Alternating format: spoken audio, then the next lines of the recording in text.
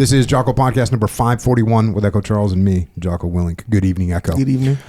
The military provides more than a job. It provides identity, community, structure, and purpose.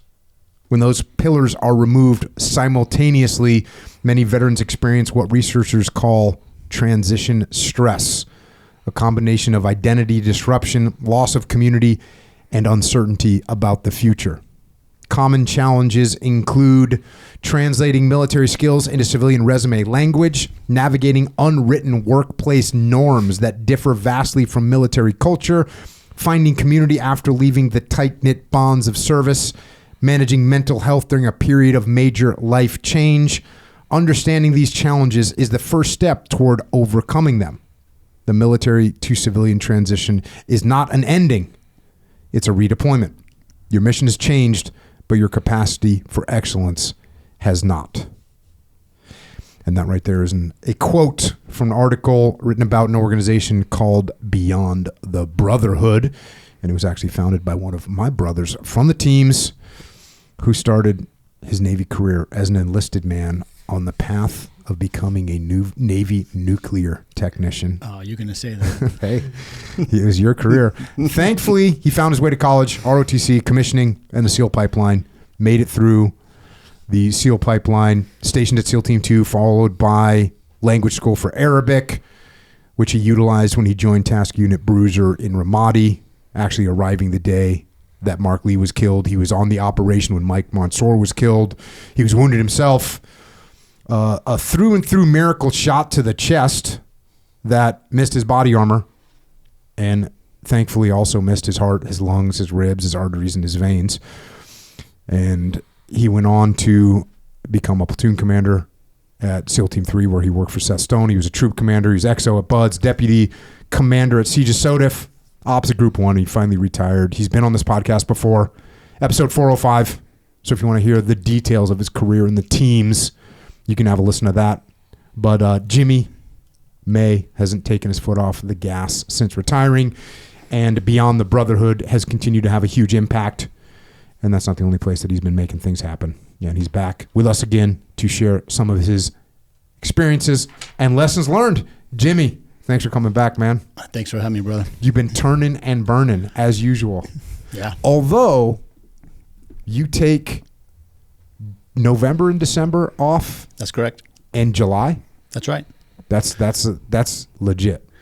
Yeah, because, I missed most of my first two kids' lives because I was gone 300 days a year in the teams. You know what it's like. And now I've got a second chance, and he'll be 12 this weekend. And, I just want to soak it all in. And so having those months available, because he's off a lot of school, so we do a lot of cool things stuff. It's been so good.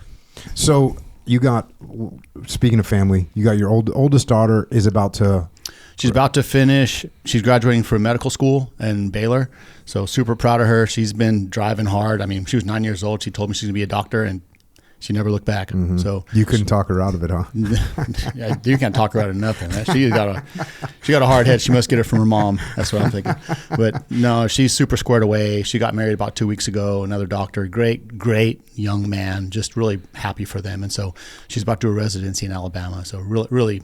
Like, she's got a bright light ahead of her. How long is residency? 3 years? I think it's 4 years, and I think it depends on what you're choosing. She wants to be general because she doesn't want to get stuck at some big campus where you got to be in the city. So she wants to kind of have a broader reach with things. Chuck. And then what about your middle son?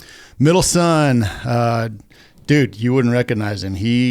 I saw him at the wedding, and he was jacked. I couldn't recognize him. I was like, who is it? How old is he?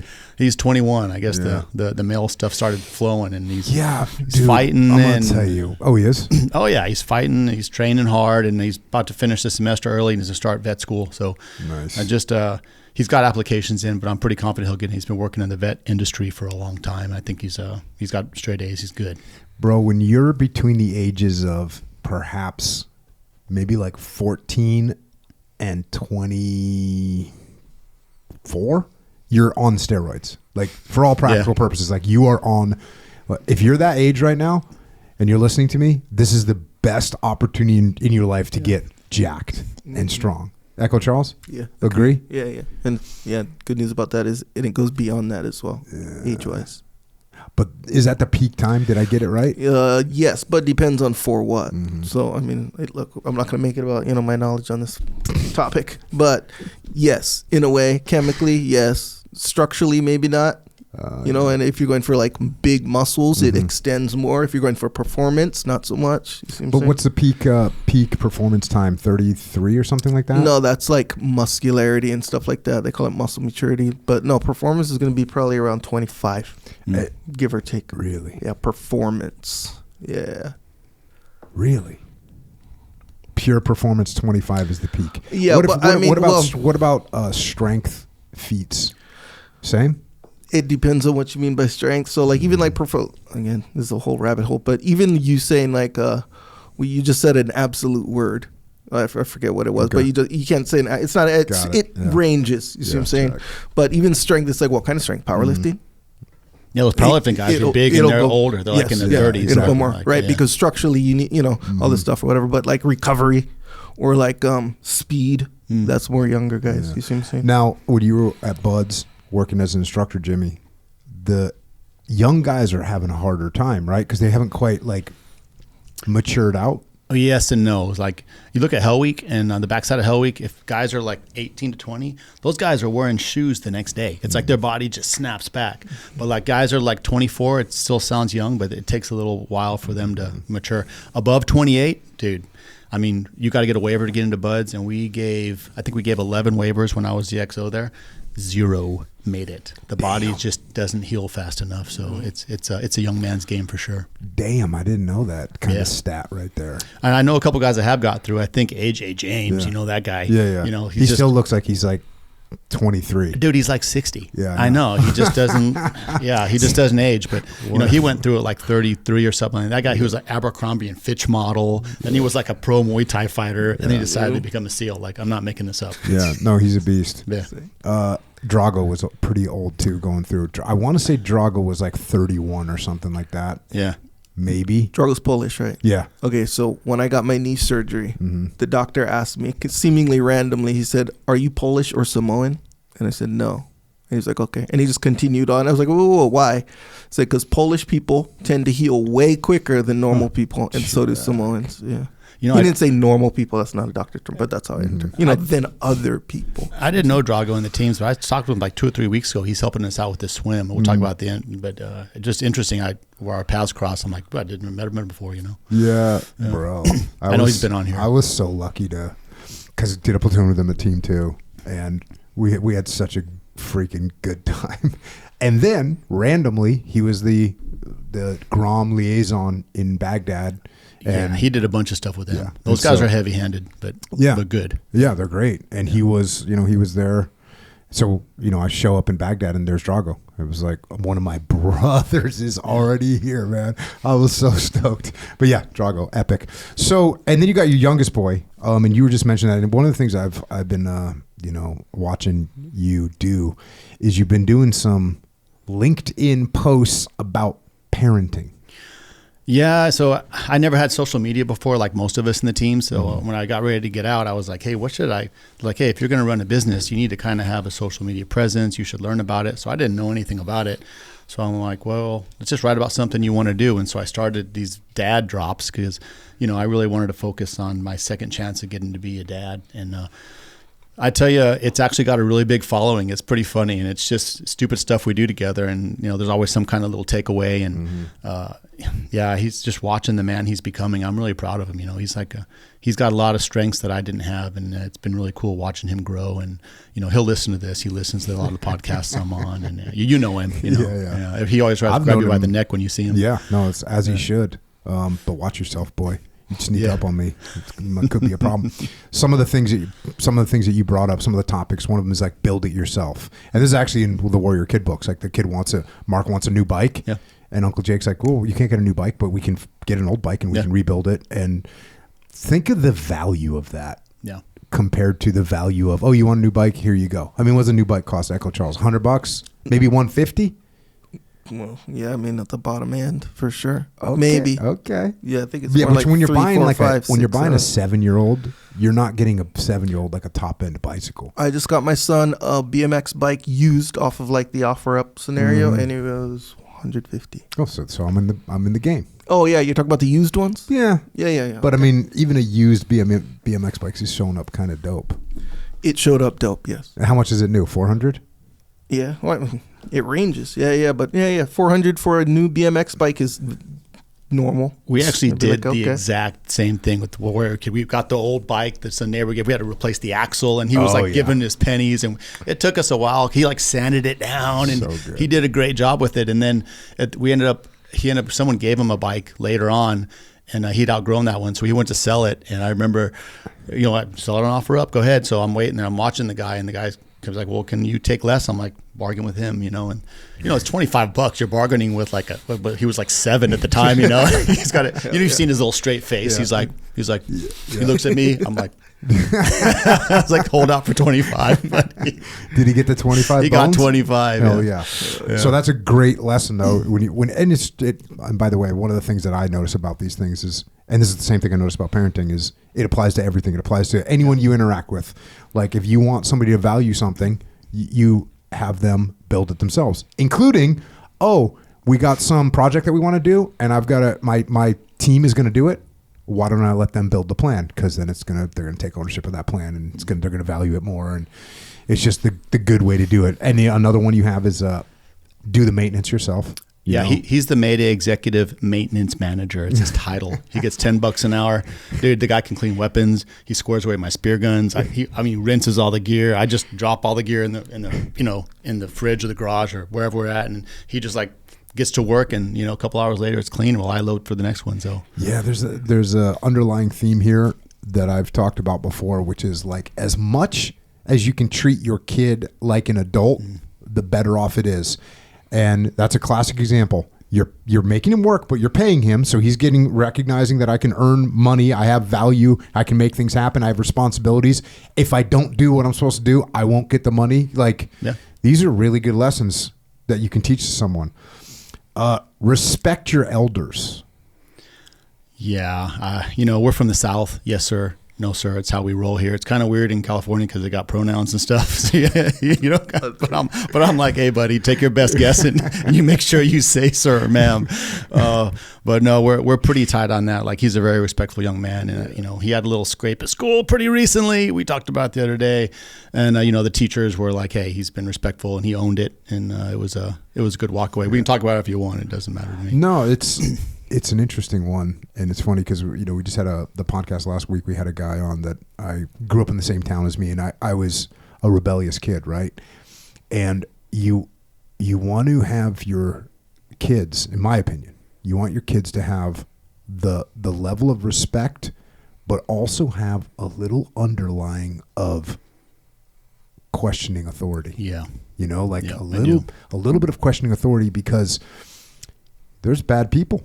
Yeah. There's adults that don't deserve respect. Yeah. And if you automatically think, this person's older than me, so they're better than me, smarter than me, know more than me, I need to listen to them. Well, look, there's places where that is actually going to get you in trouble. Yeah. So you got to teach them both those things at the same time and learn, because being respectful to people is elders, people that your age. It's funny. I say when I was in the SEAL teams, I treated the admiral the same as I treated a new guy. You know what I mean? Now, not if you were in a platoon with me when I was an E4 or an E5 and you were a new guy, I can't make that claim. But when I was a little older and was a little bit more mature, it didn't matter who you were. It's like, okay, you got something to say, I'm going to listen to you. That sounds like a good idea, or it doesn't sound like a good idea. And giving kids that ability to treat other human beings with respect, but always be keeping in mind that you treat them with respect. What's the thing that Matt has said? Treat him with respect, but have a plan to kill him. You don't have to quite go that far. Yeah. But treat him with respect. But remember, people have their own agendas, and people might be doing nefarious things. You got to watch out for. Dude, he's a deep thinker, and he always asks really good questions. I mean, sometimes I don't even know the answer. I'm like, bro, we're going to have to get on some chat GPT and try and figure this out. But he asks deep, good questions, and I'm really proud of him. He doesn't make the kind of grades my first 2 kids make. He's just doesn't have the same interest. I hate to say that. He just doesn't interest him as much, but man, he's always got these really good questions, and he's a sharp kid. He might pull off straight A's this year, but barely. My other 2 were their little dopamine hit was like ding when they got good grades. The youngest, he ain't that way. Yeah. Next one, let them come up with their own rules. And again, I'm paraphrasing kind of the main theme of these posts that you do, and you will describe a situation that you were in, describe what you did, how you handled it. Sometimes you're like, oh, I screwed this up. Sometimes you're like, oh, this got screwed up for me, or I could have done it better, but here's the lesson from the future. And one of them was let them come up with their own rules. And the debate you were having is he wanted to stay up till 10 o'clock. Yeah. And on a non-school night, right? Yeah. And that's, again, a great example of if you let someone come up with the rules, they're so much more apt to be okay with those rules. Yeah, and he doesn't like being told what to do. So like when we were trying to make him go to bed at a certain time, I was like, hey, time out. Why don't you say what time you want to go to bed? What time should you go to bed? You tell me what makes sense. And he would say it, and I'd be like, okay, then I don't have to remind you anymore. I have to tell you what to do, right? Because if I do, I'm just going to start reducing it by 15 minutes every single time I have to bring it up.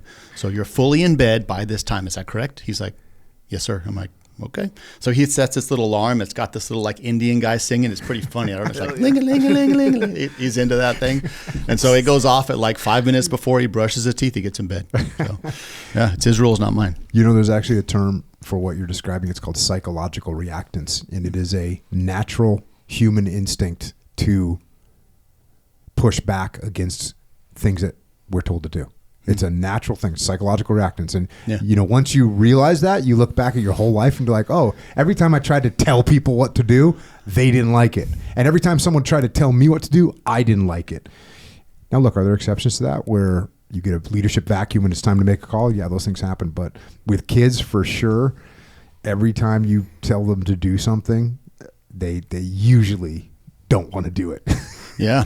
And now everything it's on a timeline. He knows his timelines. Like we ride e-bikes to school. I ride an e-bike everywhere. You've seen me riding around. And it's like probably 3 or 4 miles, but he leads. So now he knows how to signal with his hands, so he learned how to ride an e-bike for me. We're on helmet comms. We're talking the whole time. So, if he's going to do something stupid, at least I can try and slow him down. Because I think a lot of these guys, you see people doing stupid stuff on e-bikes. I can't imagine what goes on in the ERs with those things. And it's like, at least he learned right for me, I know, before he gets out there with a bunch of his, half developed brain buddies out there trying to do something crazy. E-bikes are crazy right now in California. Yeah, there's no rules. I don't know what it's like in the rest of the country, but look, we live in Southern California. The weather is good 100% of the time. Mm-hmm. And so kids now, they have these vehicles, these e-bikes, some of them can go 60 miles an hour. Yeah. And these kids rip on them too. And like, I will see, first of all, they have gangs. Yeah. They look like a motorcycle gang, except for they're 11. Yeah. But there'll be 32 of them ripping wheelies all over the road, the sidewalks. It's freaking crazy. I gotta say, I kind of like it. I do. I kind of like it. I don't know. Dude, one of these little gangs were on skateboards, came up 2 houses down from me, jumping off my neighbor's roof, like making videos. I'm like, dude, like that's pretty gnarly, but I mean. Yeah, the kids are getting after it. I wonder what's going to happen with the e-bike thing, because I have seen there's been a couple kids killed around here in Southern California riding e-bikes. But look, kids got killed on regular bikes too. But kids, there's no rules. There's just no rules. They don't have any signaling devices. So it's just like a kick-ass ultimate bike of all time. It's one of those things that's super fun until they regulate it. It's like right now it's fun, and then they're going to probably put governors on it so they don't go that fast, and there'll be some kind of like little like geo fence where you can ride them. They'll suck the fun out of it, but it'll also make it safer. Yeah, it's kind of a bummer. Not to be a downer, but a big part of the e-bike thing, because there's a category, how you say some go super fast, right? And it becomes a different category. It's more like a motorcycle, but electric, And some kids with those high-end ones, they'll just go on the sidewalk and stuff like that. And, they're, like rebellious kids, but you can kill like old people. Like there's like an old guy who's just walking. He's a substitute teacher. He's just walking home and he gets hit with it from one of these rebellious kids who's been kind of on the hook for his reckless driving and stuff like that. And he's like, he's a rebellious kid. He continues doing it, hits this old man, kills him. Oh, this happened for real? Yeah, here in California. Oh, dang. So it's like that kind of stuff. I get the cool. It does look cool, but it's like I don't mean to be the old man, but I don't want to die from these freaking kids who can't follow rules. You see what I'm saying? So that's happening as well. So the regulation is not completely. The thing that's such a bummer is it gives kids so much mobility to go wherever, when they're 13 or 14 years old and being able to go to practice and the thing and the stuff and the friend's house. Yeah. Like, now you could do it on a regular bike. My son, who's an older kid now, but he's like anti e-bikes. Yeah, I could see it. Yeah. Yeah, I could. He's I like- was I at could first see too. it. Because, I was at first because too. he pedaled everywhere. Yeah, and he yeah, will yeah. tell you, you know, uphill both ways the whole 9 yards. Yeah. You know what I mean? Like, well, I'd never rode this road. You know, like, Yeah. okay, bro. see But it. he's, you know, that's the way it is. Yeah, we have a bunch of e-bikes, so I'm down for the Mm-hmm. e-bikes. But I think they're gonna break it up into categories with the laws. In fact, I think it's already like that. So if it's like one of these these fast ones, they're like, okay, that's not an e-bike, that's a motorcycle. You see what I'm saying? Then you have certain they'll put rules a with that. Certain like speed limit will Yeah. be there. Dude, The mine- one I has goes like 18 miles per hour. Like you can. Yeah, it's but not there's a that little way you fast. can unlock it to make it go The faster. one, the one that Yeah. I bought for myself, which my son kind of took, Yeah. and like he's, Okay, you know, Unc. that one can, that one can go fast. It can go like 30 miles per hour, which So is I way more unlock than- mine so it goes faster, but the thing is, it's got those dorky dad baskets on it, you know, because I shop off mine. I got a school Yeah, books yeah, on the it, so I look, utility. I got like my socks pulled up, like I look like that dorky dad, you know, and but so he don't ride my bike, but it keeps him off it, but it's faster. How fast is his one? His goes 22. Yeah. So yeah, that's an e-bike. That's like not crazy. Yeah, You know, unless you're whether bombing he a hill pedals or something. not. Yeah. Mine going up a hill, I got to pedal to get. I get Yeah. up to 30 something. Yeah. Do you think that if you openly admit that you look like a dorky dad, that means you're not? No, I know. Or I is it mean, just like- dude, No. I'm not. I know. No. I pull up to the school with the baskets on the bike. I know. Yeah. Send it. Yep. Yeah, I got a helmet on. You were just to hide my harassing me shame. about. You were harassing me about my iPhone holster, which is funny because I you know, I was surprised because I've been wearing some kind of a phone clip since I was the Admiral's aide in 2005, and I had I had two Blackberries. Yeah. One like for the classified stuff and one for unclass, and like I had to carry them, and they came with a little holster. BlackBerry. So and I I just posted up with Echo, that. We got him. We know we got him because he's been making excuses for like, I mean, now on air for like the explaining it. last Yeah. 5 minutes. No, it's one of those things where I don't even know what I would do with it if I didn't have a freaking No, clip you're right. master. You're right. It's cool. You're Yeah. right, bro. You're right. We'll get you some of them tall white socks to go with it. Wait, dude, bro, I already wear tall white socks. We're in there. Yeah, you got the Well, that's socks. what I was asking. I was trying to figure out, like, hey, you know, I kind of admit that I look like a dork. Oh, no. You're 100% a dork. There's no escaping it. That's how. And by the way, I do have, my wife has an e-bike and I drive it sometimes. Yeah. And it is not it's not like a cool No. e-bike. It's not Oh, the like kind looking. yeah, you don't go, damn, that looks cool. No, you go, that dude's a dork. Yeah. There's a range, right? Like some of them. Yeah, that's true. Next one. Have excess capability before you need it. Boy, this is a good lesson. And you know what's interesting is one of the things we teach at Echelon Front is don't try and build relationships when you need them. You know, try and build relationships when you don't. When you can give something to someone, like that's when you want to build. You know, I don't want to run to Jimmy and say like, "Hey, I need a favor." You know, I know I haven't talked to you much over the last 6 months that we've been working together, but I need something from you now. Can you help me? That's not a good way to do it. And your point was, you know, have excess capability before you need it. And I think the picture was snow chains going on a vehicle. Was that it? Yeah. He and I were going out and we were going up to Mammoth for that big dump, you know, and I brought snow chains because that's what you do. Yeah. And man, you'd be shocked how many people didn't have snow chains. I'd pull people out of the ditch. And they got their kids in the car. I'm like, bro, you're gonna put your kids out here, and you know it's got what 57 or 70 inches of snow dropped, and you're gonna show up here in that Ford Festiva with no chains. It was just, I don't know. I mean, I try to keep him prepared. It's what we do, you know. Yeah. And it's just an important thing, especially when you're head of a household, you're head of a family, and that's what we're prepping him to be, you know. Yeah. Reverence for life, even for a possum. Yeah. So there's a bunch of little critters around SoCal, you know. We had a possum that was eating our avocado, so I tasked the young man with kept capturing it. So he needed a live trap, so we caught it, and we got that. It wasn't a capture kill operation. It was not capture. Well, only? it was a capture detain. I believe is what we have to call it.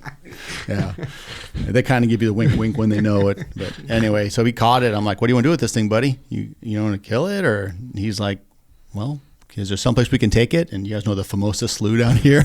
That's like our possum release zone.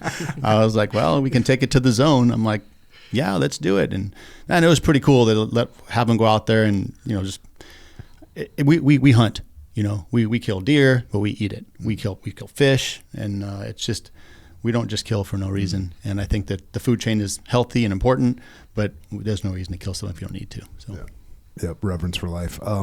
This was a good one. Press checks are free. So basically, your boy had a dead man's gun. Ooh. What we call in the SEAL teams a dead man's gun, which means he didn't have a round in the chamber, pulled the trigger, and it just went click and didn't go bang. Yeah. And that's a huge violation in the SEAL teams. It's not a safety violation, but it's like it's like a mortal sin. You are really going to catch some shit if you have a dead man's gun. Yeah, on the you range. might end up taped up or happy hat. Yeah. And second place in a gunfight is no place to be. Actually, I've lost a few gunfights in my career, unfortunately, and it's a helpless feeling. I think goes click, and the other person looks at you, and what's going to happen? So that's never happened to me in real life. But when he did that, I had to impress upon him how important that was, that he knows the condition of his weapon. Mm-hmm. I mean, as a professional, when you pick up a weapon, you should be well trained, and you should be professional with that weapon, and proficient at least. And the fact that he did not understand the condition of his weapon was a problem for me. So I didn't punish him too hard, but I don't think the young man will have any more dead man's guns. Mm-hmm. Yeah, and I think that was one of the main points that you made was you could have told him, you could have preemptively saved him the embarrassment, but you didn't. Yeah. And this is something I call letting people brush up against the guardrails of failure. And it's a beautiful thing to make a mistake on the range that you will then never make again in your life. And so that's real positive. Actually, we just had a guy on the podcast, the guy that I grew up with, and he got into an incident where he pulled a gun on someone, like they were in a fight, and he pulled a gun on someone, shot the guy once, shot the guy twice, like in the gut. The guy kept coming. He aimed the weapon at the guy's head, and it malfunctioned.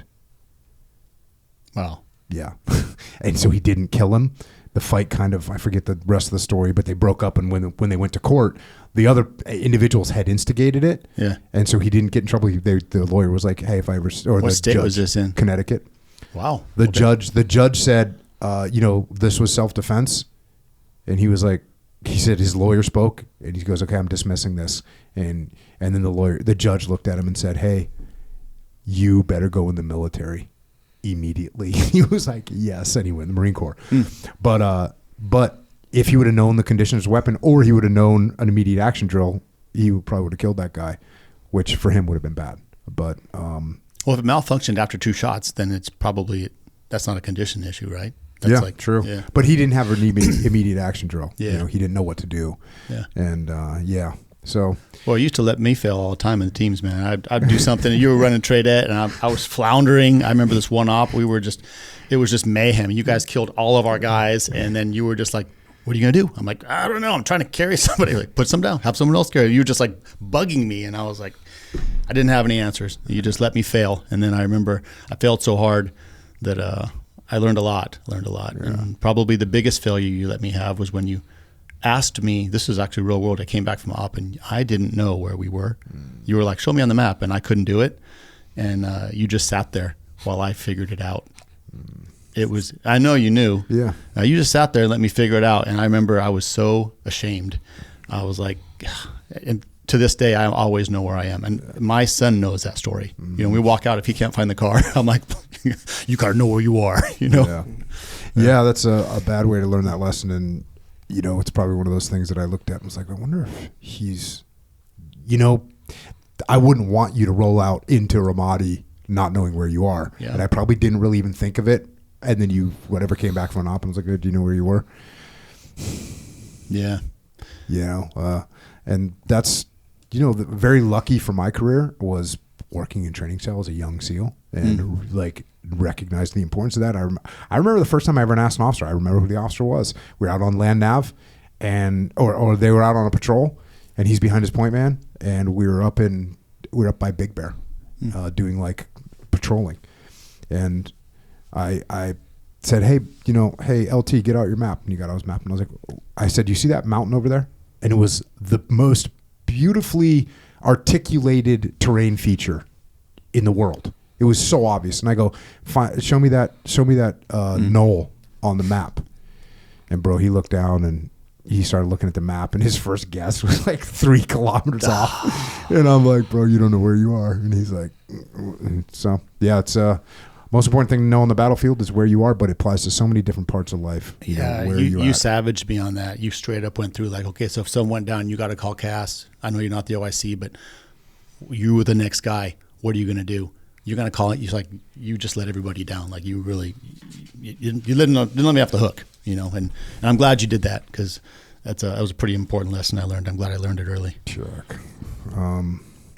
Well, speaking of that, one of the things you have is passing on skills. Like, man, you did say something, I don't remember the exact quote, but you said something like, skills don't deteriorate, skills don't disappear. And I was like, well, there's a lot of skills that do actually deteriorate. They do go away. But when you pass on those skills, this is one thing that you kind of get for free that you can give to other people, the skills that you have, if you invest some time in them. And the cool thing about that is that, I'm not talking about just what I know, but everybody's got skills, and maybe you can play the guitar, maybe you can draw things. I don't know, stuff that I can't do, but these are things you can pass down to your kids. Maybe you know a language. These are things that they can have forever, and it's part of your legacy and setting your kids up for success. And I think it's my first two. I have to say I didn't think this much about being a dad, but now that I'm older, I really am focused on trying to do the best job I can, which is how it should be.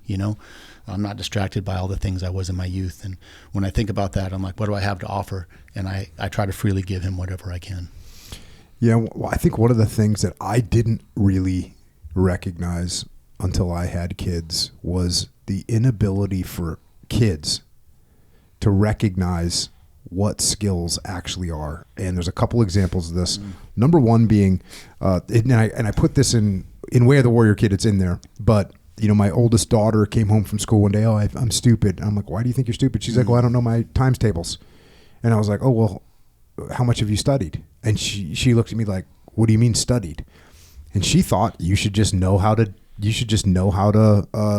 know your times tables. It's something you're born with. And so she literally thought she should just know them. Or, she should look at them one time, and now the other kids know them. So I taught her how to make flashcards, and she learned how to study. But guess what? There's so much fighting. Like, a lot of people think, oh yeah, you kind of know how to fight. No, you don't know how to fight. Shooting, you just don't know how to shoot. Like, you watch the movies and you see people, they just pick up a gun and shoot people with a pistol at 20 yards. Although I was watching a TV show the other day, got home and my wife was watching something, and this dude there's like a guy with an assault rifle who's shooting, and this guy has a drop on him with a pistol. Yeah. And takes 3 or 4 shots. Oh, and shot his buddy. That guy? He didn't hit the guy that was the main threat. And I'm like, bro, that's like, you got a red dot on there? Bro, chill out, get a breath, and freaking drill this dude. But whatever it is, even this the basic sports, hockey, basketball, soccer, whatever sport, man, if your kid practices it, they will be better. And this is something I know you kind of like working your kid through to get him a little familiar with jiu-jitsu when they show up. It's more fun. It's more fun when you know what you're doing. It's more fun when you got a little bit of that skill. So, during COVID here in California, they shut down all the schools. They shut down churches and schools, left open like liquor stores and dispensaries. It was kind of an interesting paradigm they decided to do here. Anyway, they shut down the public schools. And so I was like, I'm not joking. That's actually true. Oh, no. I live in California too. It was like funny that you just said that and we just kind of carried on with the conversation. Yeah. It was like full insanity. Yes. It was full insanity. Yeah. We're going to shut down this mom and pop, hardware store that it's been here for 100 years. That's been here for 100 years that 9 people go in a day. Yeah. That one's shut down. But Home Depot with all these people going in there, that one's staying open. Yeah. Well, why? Because that one's staying open. Like, it made no sense. It was total insanity. And what's the rationale behind a strip club? Like, if anything, were strip clubs open? Yeah, I heard they were open. I didn't go, but I heard they were open. I knew that. I could see your face. I'm like, I'm trapped. But no, they didn't shut those things down. I'm like, What? How did they not shut down strip clubs? I'm sure it was like, it was probably, I don't know. I can only imagine it was probably like, hey, this is a required business or something. Because why wouldn't you shut down liquor stores or marijuana dispensaries? I don't know, but they weren't. But anyway, they shut down a school. And so we did the homeschool thing for a while. And dude, I'm not dumb. I tried, but I'm not a professional educator. Like I really did. I'd like go over the whole curriculum I was supposed to go through. And I'd even add something cool. Like we're going to change a tire or something, like I tried to throw something else in there and teach him. He was falling behind. And so we got a slot for him at Rock Academy, which is like a Christian private school here. This is the best thing we ever did. But when he first got in there, he came home and he's like, Dad, I'm dumb. I'm like, oh, buddy, you're not dumb. And you're not dumb. I'm dumb. No, you're right. I'm like, listen, it's my fault. I didn't do a good job. But also the public schools are behind the private school. So they thought about rolling him back. Some teacher there, she was so sweet, took him under her wing. She straight up did like, lunchtime. And dude, he struggled for that first year. And then next thing you know, he's getting good grades. But that summer was key. And like the Warrior Kid book with the flashcards, we did that. We did this. I called ahead. I'm like, hey, what's the next year's stuff we're doing? And we got ready on capitals ahead of time. We got on the multiplication table, everything we needed. He went in ready the next year. Now he doesn't think he's dumb. And I was just, it was interesting. He's not dumb. And it just broke my heart for him to hear him say that, you know. And really, we just didn't have him prepped right. And after that, he's doing great now. And that is something that will catch kids all the same way it caught my daughter, the same way it caught your son is like, and it happens, I'm not good at this. I'm not good at that. The first time they go play baseball, the first time they go play soccer and they've never done it before, guess what? You're going to suck. And by the way, this is true. And there's like a point in things that you have to get past to see what it's going to be like surfing. Like if you don't stand up and ride the glass on a surfboard, that might take you one session, but it might take you 5 or 6 sessions. Might take you 2 or 3 sessions just to stand up. Some people don't even stand up the first time they go surfing. And then, do you like it? No, I don't like it. It actually sucks. Yeah. I'm in cold water. I'm falling down. I can't breathe right. Like I don't ever want to do this again. In jiu-jitsu, I always say you have to train jiu-jitsu until you submit someone for real. Like if you train jiu-jitsu until you submit someone for real, the entire journey up until that point is pretty much miserable. You're like, I'm terrible. This sucks. I don't like it.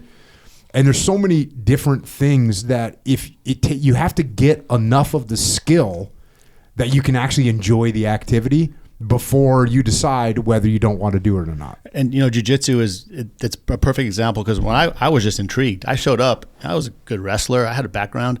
I was getting whooped. I'm like, what the hell is happening? Like, I didn't even know I had to tap. And they're like, you want to tap? I'm like, I don't think so. Like, oh, wait, I have to tap. Like, they're just being cool. Like, I just had no idea. And then actually that happened again when I met you and Ramadi. And you're like, you want to go roll? I'm like, yeah. And then I'm like, what is this? Because, I was like a blue belt by that time. So I kind of had some time on earth and on the mat. And it was a level I was not prepared for at that time. But that's the jiu-jitsu. But for kids and adults, by the way, because a lot of times adults avoid things because they try it one time and they go, I don't like this. I'm not good at this. No one's good when they start. Like very few people are good at something. I would say 1 out of every 100 people are kind of good at something like jiu-jitsu. Like sometimes you roll with someone, you go, this person's never really trained before, but they're going to be. Jiu-jitsu is a tricky one. Jiu-jitsu is kind of tricky. Maybe like shooting. Some people they're naturally, probably 3 out of every 100 people, like they're just naturally good shots, right? And then there's 3 people that are naturally going to suck. And it's going to take a lot of work. And occasionally those kids get dropped, like from training. Yeah. But most of the time, those 3 kids that aren't that great, they'll have to practice a little bit more, but they'll get up to speed. And then the rest of everyone's just kind of in the middle of the bell curve. Like you're fine. I had a hard time learning pistol. I did. I was jumpy. It took me a while to get it, but I eventually got it. I didn't have to get rolled or anything. But I was on the range with some people that are not too firearms familiar. And again, I was watching them. It's like, bro, people are like shaking and like just I I mean, I wouldn't do this for real, but I would feel pretty confident about just attacking them, even if they had a gun. You know what I mean? Like, I think I could take them. Like, if I saw some of these folks on a range, and I was like, oh, bro, I got this. Like, you give me $100, I'll take this fool down right now.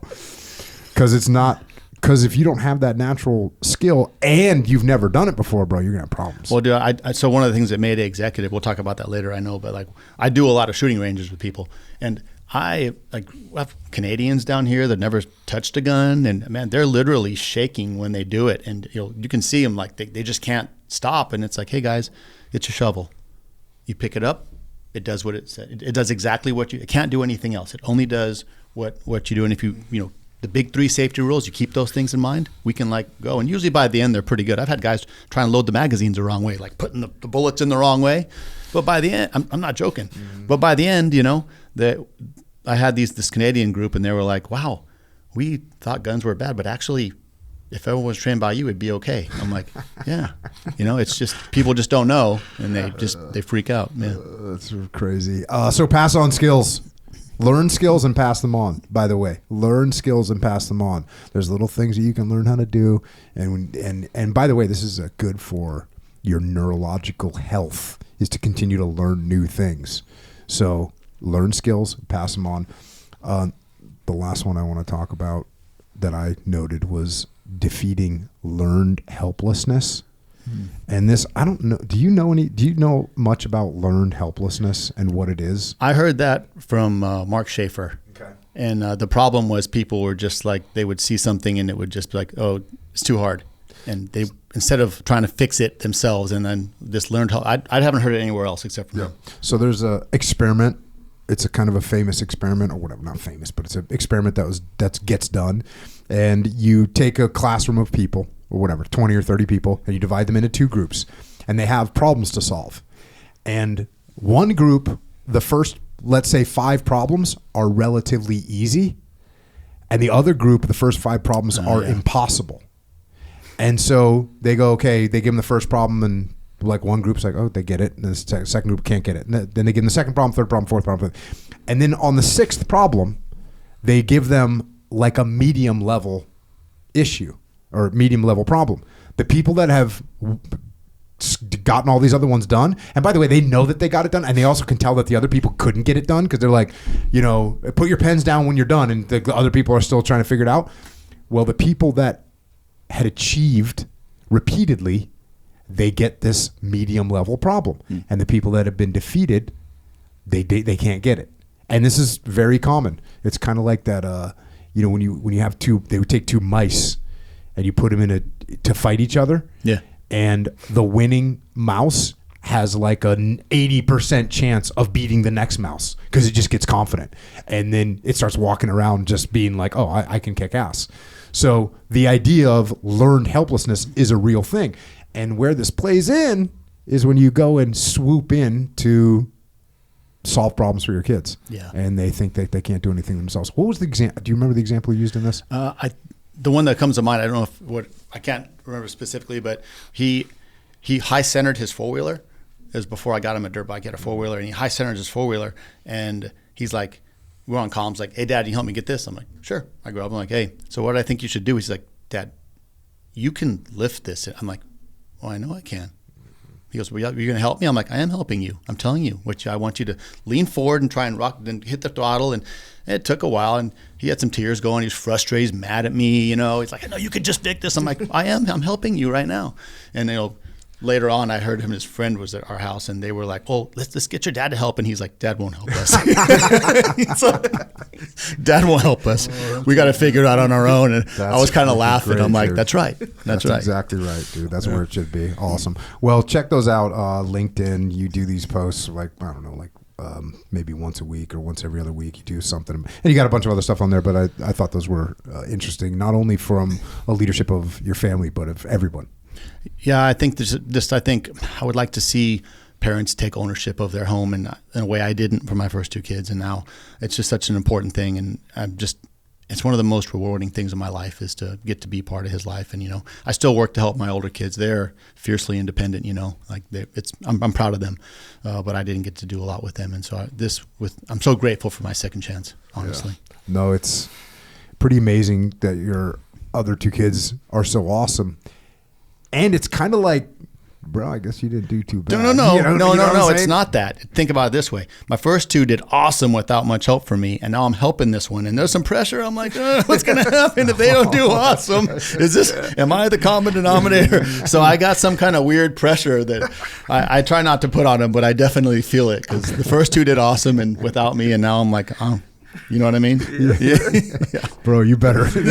No pressure on that. Hey, if you're listening to this right now, kid, Riker's like, no, don't worry about it. You just do a good job, man. You're gonna be awesome. Let's talk a little work activity. So you got Mayday Executive. These kind of like our team building exercises, pressure situations, unifying a crew. Tell us about it. Yeah, so it started off. I went to business school, and I was like, I guess I can do consulting. So I started doing consulting, and they were like, hey, can you do an icebreaker? And then it just turned into straight out adventures, and that's what I'm doing now.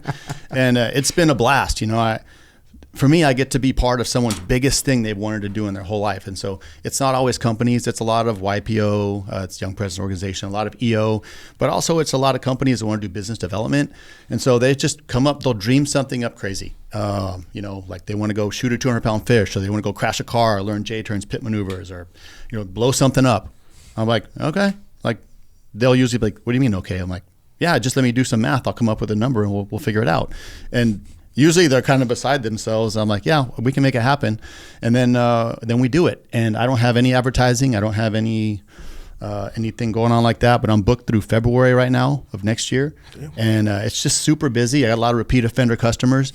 And man, it's just been a really fulfilling thing because little things that we don't think about, it's just a big deal to some people. I had a job where we were going spearfishing. And these guys, they were just like 7 dudes, executives, always wanted to try it. I'm like, yeah, I got you. So we take them out, and before we pull up on this, it's a floating kelp patty. So we're like, I don't know, like 50 miles out to sea. And we throw this hook in the water, and man, we hook up to this mako shark. It was cool. And it was, I don't know, it was not big. It was 3-5 feet, something like that. Anyway, it comes up, we get it right to the edge of the boat.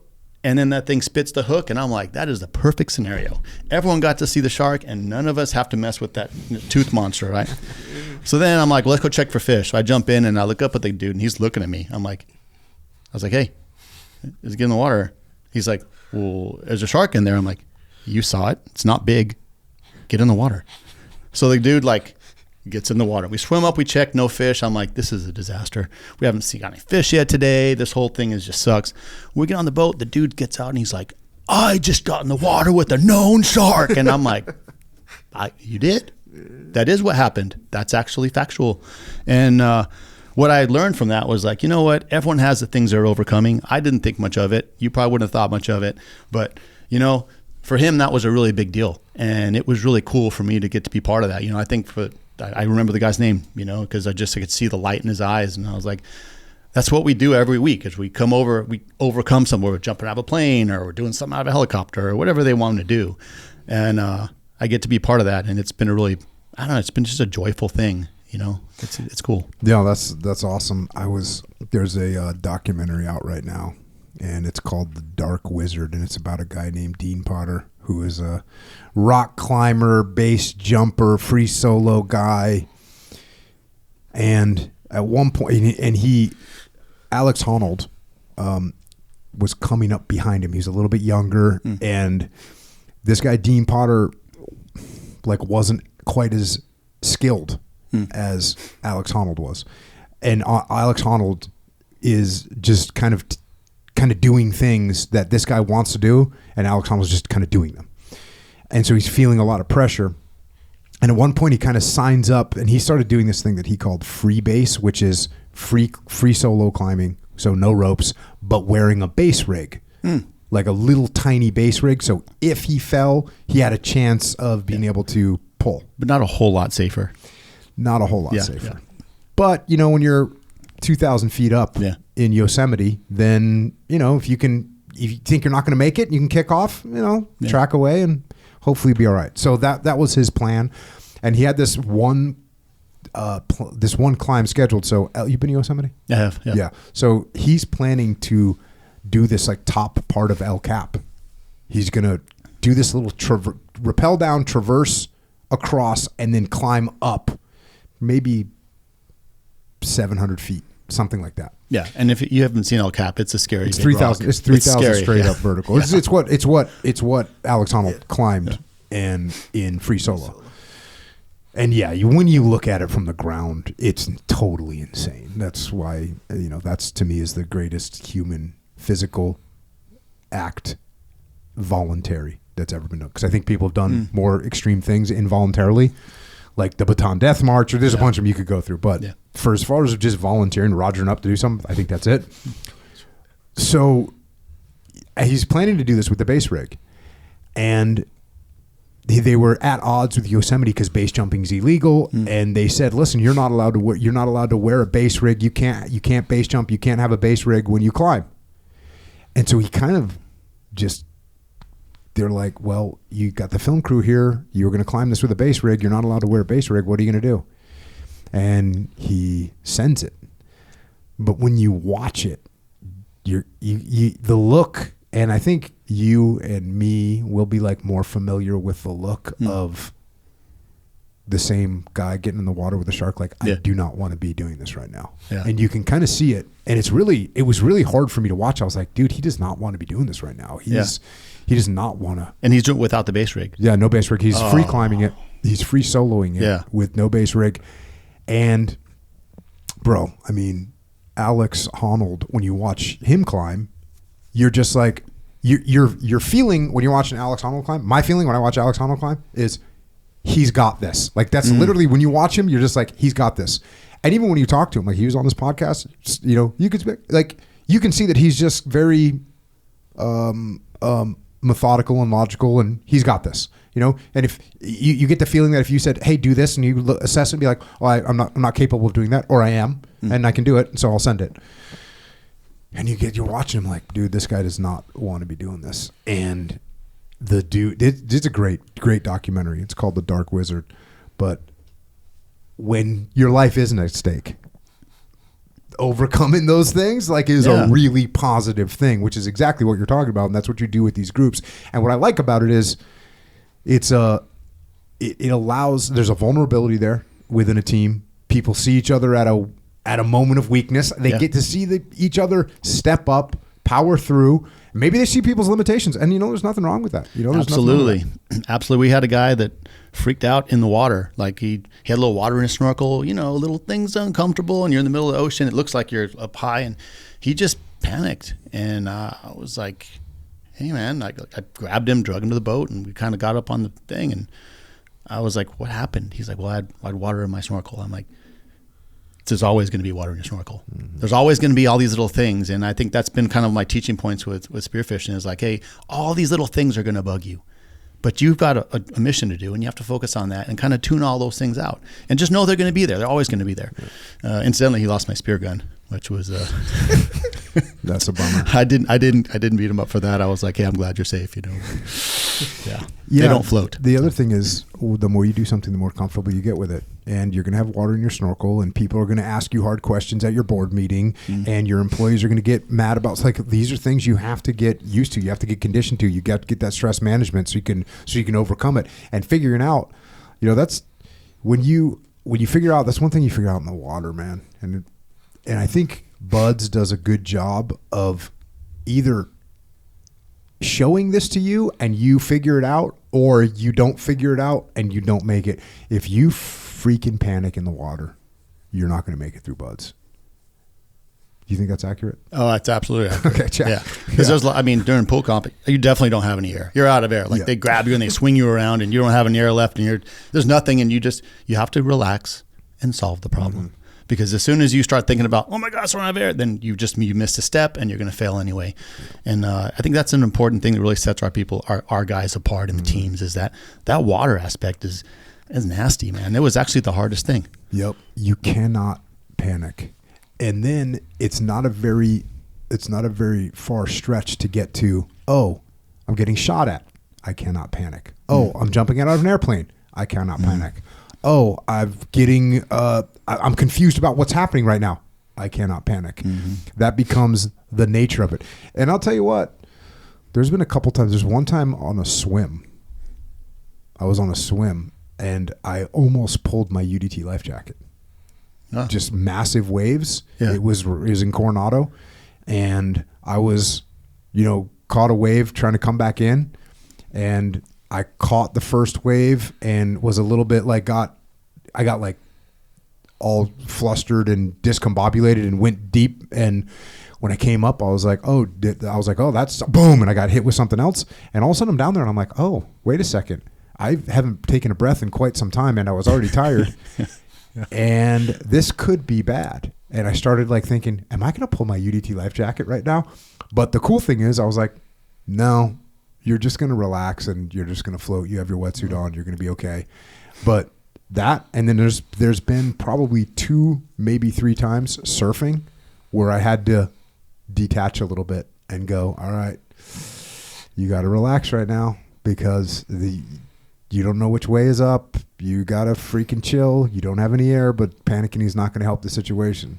That's probably happened 2 or 3 times for me surfing. Yeah, and I see it a lot of times during the week. And what's cool is I'll see people panic, and if I can get them right back in that same situation, like, hey, listen, calm down, come back to me. We were doing pit maneuvers with cars, and I had this lady, and she just couldn't relax.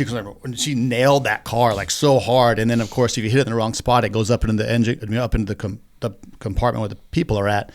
And she's just got out, and she's like, I just can't do this. And I'm like, all right, come over here. I was like, breathe, check this out. And we had to watch another couple. Then we had her do like a practice approach or 2.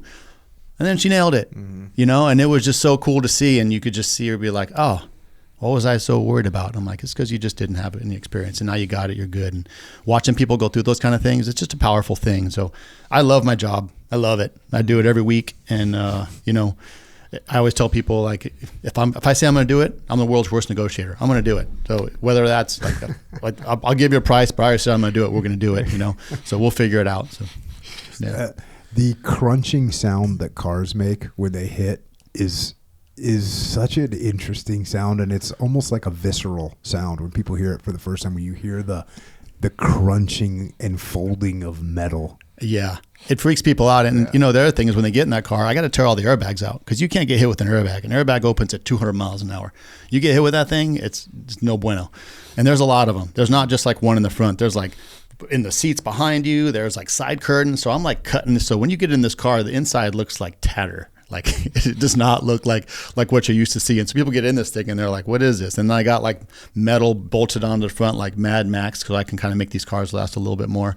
So it's an exciting thing when people see it and then they get in there and then they start bumping around. And because we just have this, that we don't want to like actually make contact at first. And once I force people to start doing that, it kind of opens up the aperture a bit. After driving school, we go home, we're the worst drivers ever. You know what I mean? I'm sure there's a little bit of that goes on. It's a good thing too. When I would teach all my kids to drive, I would bring them down to the Marine Corps base, and there's a big giant parking lot, and I would just make my kids drive to the limit of a Dodge Caravan. Like just I remember that max thing. that thing out. Like tires would be smoking, brakes would be burning. But the thing is, then when you go back and you drive normal, like you're just so much better. Anytime you can up the intensity of a situation, people get used to that higher intensity. Now you come back to normal. It's like, oh, that's why we Shark Tank people in like MMA training. Yeah. Like you're gonna be in this Shark Tank, and it's gonna be absolutely freaking awful. And then you go to a normal fight, and you're like, oh, okay. There's not going to be another person and then another person and another person and another person. I can handle this. Well, dude, I had these cars dropped off for an event I was doing. So I have all these cars dropped off, and I had someone to help me take them up because I got to drive them like a mile down this dirt road. And then I had one coming the next day. I didn't have anyone to help me do it. So I'm like, all right. So Riker and I go up there, and I've got like my e-bike, and my plan is to drive it up there and then drive the e-bike back and get the, Anyway, I look at him. I'm like, hey, can you drive this? He goes, yes, sir. I'm like, you sure? He's like, yes, sir. I'm like, show me. So we sat and we drove down the dirt road all the way there. I'm like, pretend a car's coming in front of you. And I was like, it's coming now. And like he pulls over. I'm like, okay, good. Drive us back. He drove us back. I'm like, follow me. then we just drove it down there and he set it up, and then he was like, Dad, do you know how to drift? I'm like, yes, sir, I do.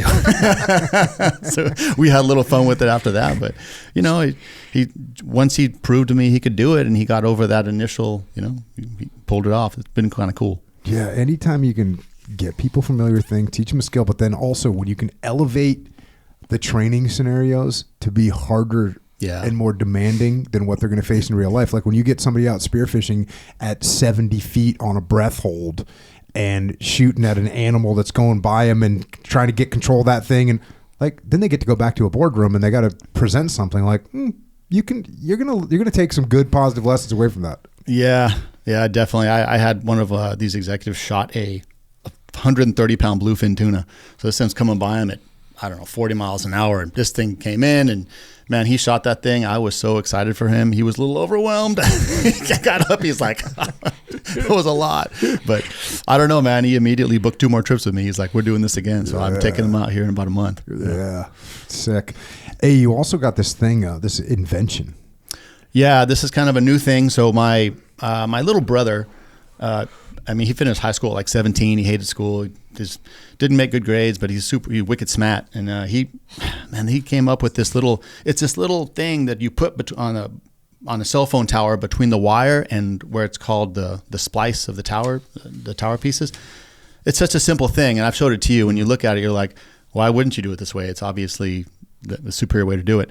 Anyway, we got that moving. We got the patent done in November, and so we're working on that. And I'm just kind of working ops for that piece. It's a really cool way to do it. It'll make the whole industry safer because now you've got guys hanging off, 300-400 feet up in the air, and they're got like trying to tape this cable and like put this little loop in it on the top and bottom. Well, now you can just lay the cable pilot on it and just pull it right up, and it's about 25% faster. Less time up on the tower is safer, and so I think it's only a matter of time before ANSI and OSHA start getting a hold of this thing. But it's going real well, and I'm proud of my brother for coming up with it, and I'm just kind of like helping set all the business pieces in motion. Yeah, we work with a lot of construction companies and power companies. So all my linemen out there that are out there, check this thing out. The website is, what's the website? It's www.mayday.solutions. Mayday Solutions. And there's no .com or anything. What's the thing called? The cable pilot. The cable pilot. And again, it just helps you route those cables around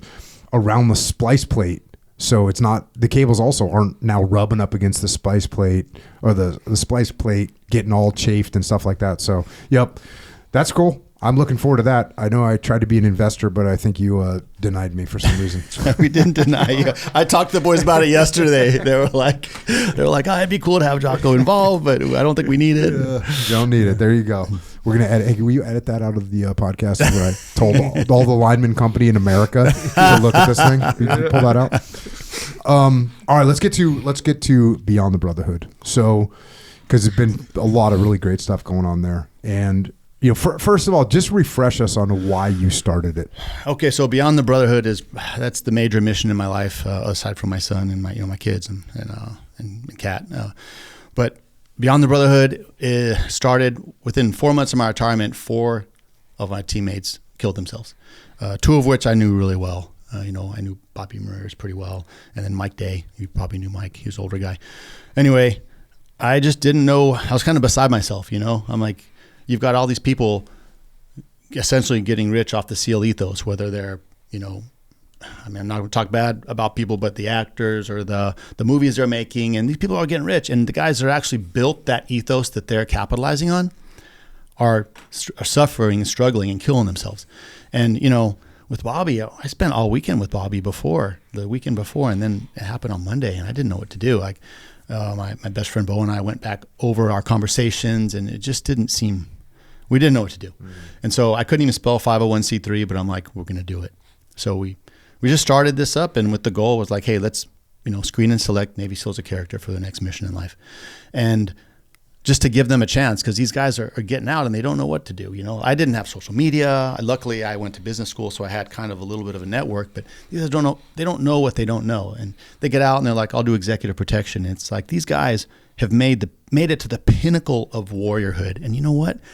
The same traits that took them to get there are going to help them in business, and it's going to help them in other walks of life. That they don't have to carry a gun for people all the time. And that was something that we wanted to really start with. So I didn't know where to start, but I just started. And so the plan was to take in 3 to 5 people that first year. And we screened them. We took in 23. I didn't know the demand was going to be like that. I ran out of money. I had to shut down admissions. And then we had to like build a pipeline, because now I'm like, okay, this isn't just like, hey, bro, what do you want to do? I got enough people where I have to make a pipeline. So we kind of built a pipeline. I brought Sean Murphy on.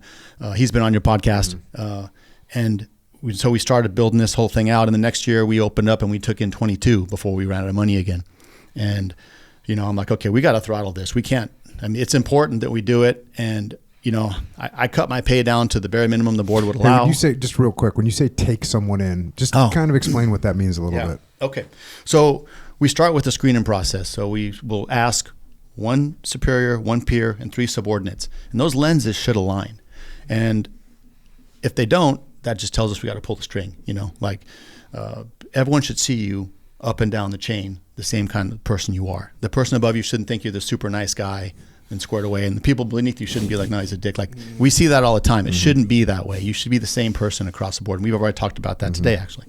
So we screen them. Once they get in, the first thing we do is we give them a personality assessment. And that personality assessment is not just like hey, you're an ESTJ.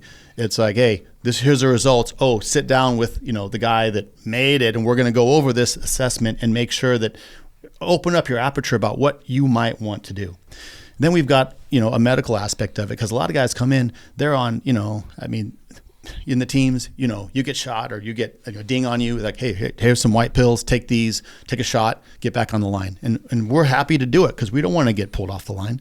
And so at the end of your career, you're on all sorts of stuff. I was on every NSAID because I have fake hips. I couldn't even walk. I couldn't sleep. And so I was on NSAIDs, and then that's a non-steroidal anti-inflammatory, so like Mobic, stuff like that. And then I was dabbling in opiates because it was just, I couldn't sleep without it. And so I can see that spiral. And a lot of these guys, they're on stuff to make them sleep, stuff to make them stay awake. And so we get them off all that. And I'm on nothing anymore. Like they use CBD to bridge the gap for me, and now I'm off of everything. I don't even take that. So we have to get them healthy again. If they need time to reconnect with their families, we're gone 300 days a year. Jocko, you worked till your last day in the Navy. I know you did. I'm like, what are you doing here? Shouldn't you be doing some VA stuff? And you're like, I'll just got to finish this. And I'm like, and a lot of guys are like that. They don't take the time for themselves. And so we kind of help them with their VA claims. We help them get their CRSC, combat related service, connected, which means you get tax-free on not just your disability, but on your retirement. These are big things for guys who don't, your retirement, you can't necessarily raise a family and live on that on the backside. And so then after that, we start introducing him to a mentor. So someone in the business world, a non-team guy, someone that can be like, hey, that thing you said is aggressively stupid to say. You don't say that in a freaking boardroom, right? So like someone that will understand how to coach them to greatness. And then we give them one opportunity at a time. Hey, try this. Try the steel industry. Hey, give this shot over here in the insurance industry. And then we just start kind of getting them started until it doesn't work the first time all the time. Sometimes, but I would say usually it takes 2 or 3 before we find them a niche that's important.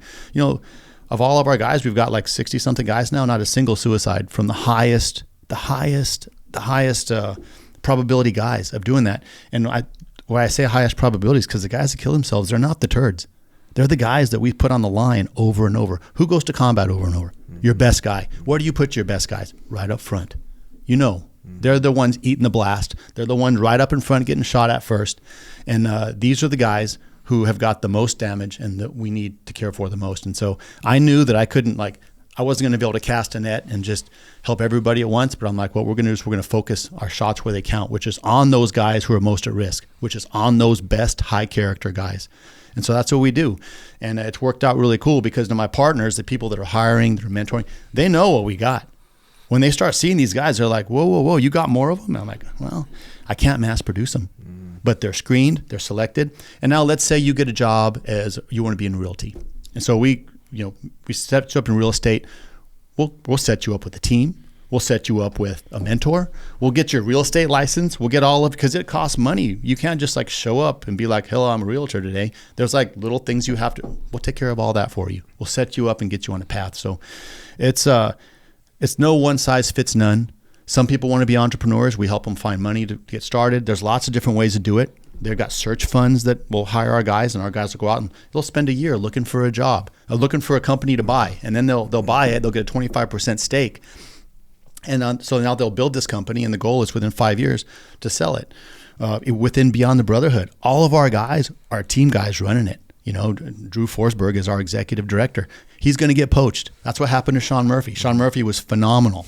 I tell you what, I had a spiritual Hiroshima when he told me, he's like, hey, they made this offer. I looked at the offer. I'm like, I can't match that. Yep. And he's like, well, I mean, I don't want to leave you high and dry. I'm like, you need to do this for your family, Sean. This is a good thing for you. Like, I'm going to go be sad for a while until I figure out what to do. Yeah. But you need to do this for your family. Yeah. And so, you know. And shout out to University of Health and Performance. My friend Matt Hess down there running that thing, and Sean Murphy, great fit for that. And what they're doing, by the way, is also a really positive thing, trying to take care of veterans and get them into a new life when they get done with their military career. So it's a great fit for Sean.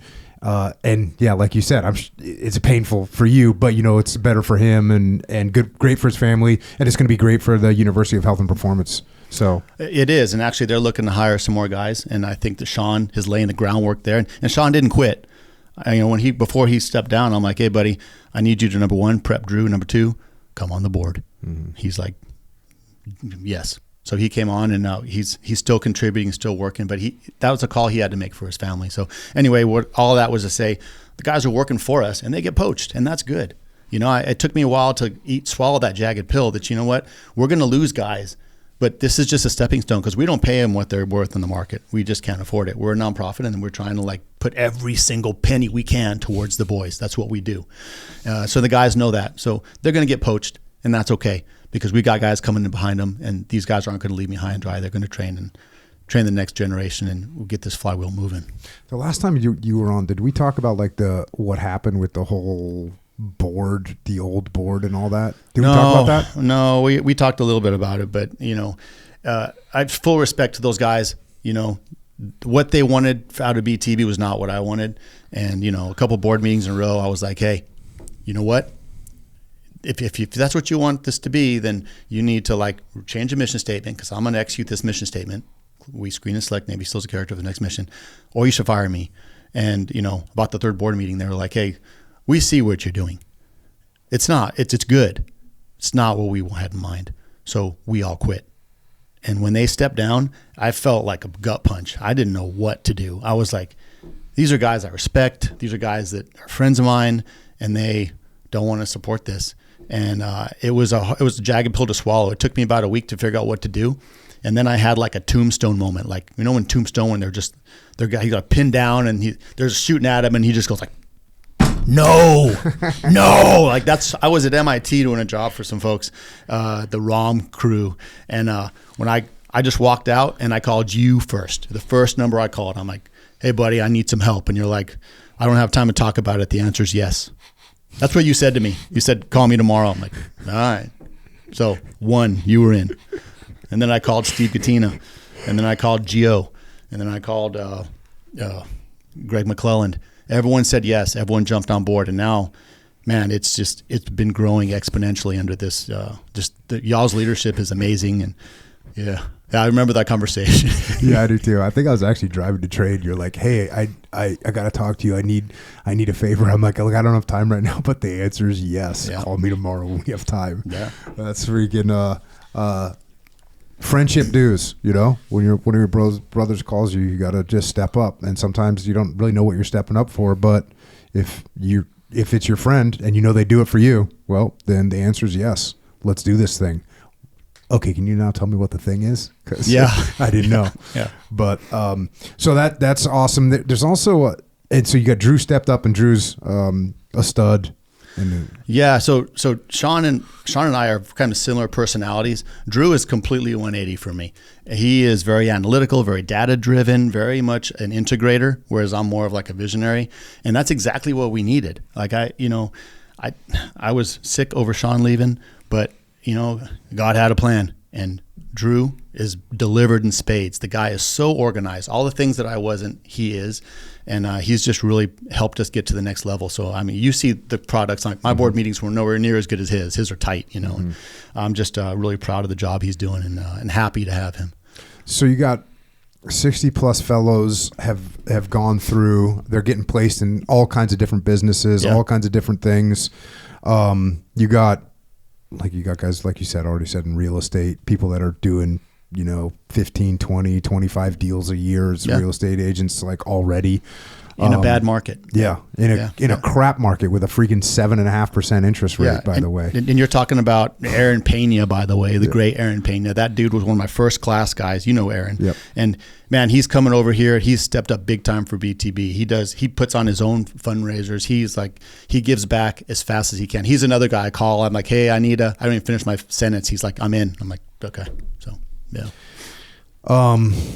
You even got a guy running for Senate. You got Adam Schwartz running for Senate. And Adam Schwarzy. Yes, running for Senate in Minnesota. There's a lot of problems in Minnesota, I hear. So it seems like there could be a couple things that could get straightened out up there. There are. And Adam is a guy that we stood beside. So we talked about it. They took his Trident from him.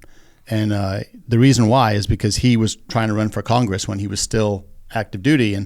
And he's like, okay, well, so he had to withdraw that, and that's why they took it. Mm-hmm. And so he's since had it reinstated, but the dude is a heart of gold. He's working hard, and I think that his heart's in the right place for Minnesota. I would love to see term limits come through on these people. He's going to be a new, fresh guy, and you know what it's like when you're a new guy. You're fired up. You're in there. You want to do good. Man, these guys who are in there for 30, 40 years, I just don't think they have that same fire. No. You know what they do have? Fat bank accounts after 30 or 40 years. Ridiculous. Somehow they have the fattest bank accounts. Bro, that corruption up there. And by the way, now they're picking apart California too, and it's as bad if not worse. It's as bad if not worse. It's just heinous. Oh, actually, stuff. Nick Shirley was up there, and then they just made a law right here called the Nick Shirley law, which means he's not allowed to do that here. They're like, you're not allowed to expose our corruption. It's totally insane, man. I don't know, man. Is there a way to spin that another way? Yeah, I don't get it. No, there's no. We don't want you to expose the disgusting. The thing is, our forefathers in America got taxed on tea and said, you know what? No. They had a tombstone moment. No, we're not going to pay tax on tea. This is our thing. You can't tax us on this. We're going to fight. And we're going to fight. We're going to have a revolution. We're going to fight a war because you're trying to tax us. If you think about what is happening with the taxpayers' money in this country right now, it is absolutely disgusting. Yeah. And look, we're in maybe it's because we're in a good spot as far as quality of life goes in America. But A, are we really? And B, the founders of America, they were people that were in good spots themselves. That's one of the few revolutions in the history of the world where the revolutionaries actually had something to lose. Most of the time revolutions take place because, I have nothing, I don't own anything, I'm hungry, and I'm going to go kill people until I get what I want. That's what happens most revolutions. This revolution here in America, a lot of the people that signed the Declaration of Independence, they were people that had land, people that had money, people that had companies and businesses, and they risked it all because they wanted freedom, and they also didn't want to pay tax on this dumbass to this king, right? Why are we paying a tax to a king? Are you kidding me? So now here we are, and we get swamped with taxes in California, and you look around, and you say, I guess okay. Maybe if someone's a really positive thinker and they're an optimistic person, they say, I don't mind paying taxes because, the kids need education and we've got to take care of the public schools. And I like to have a paved road, and we're paying for the fire departments, and we're paying for law enforcement to protect us. And so, okay, I can pay some money. And then you start seeing where that money's going. Yeah. And it's not going to the police. It's not going to law enforcement. It's not going to the fire departments.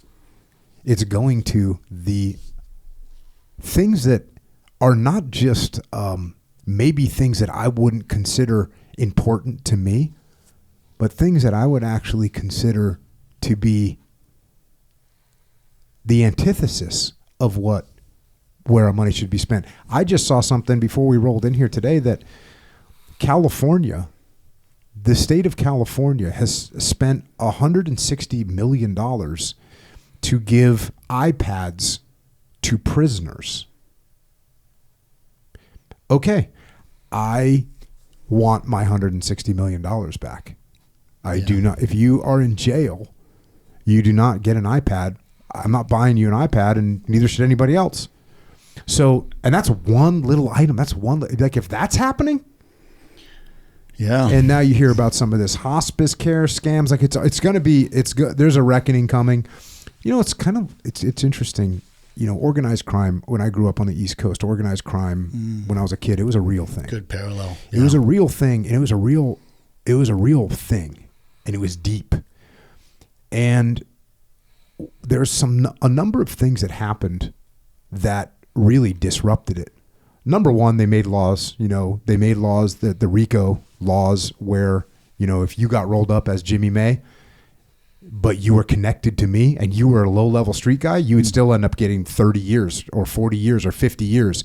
So guess what? Jimmy May goes, you know what?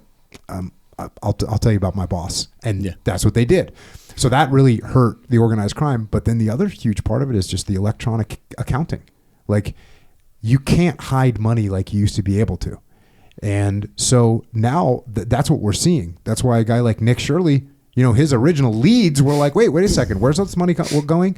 Wait, why is there a 700% increase in autism treatment in Minnesota in 3 years? Wait, what?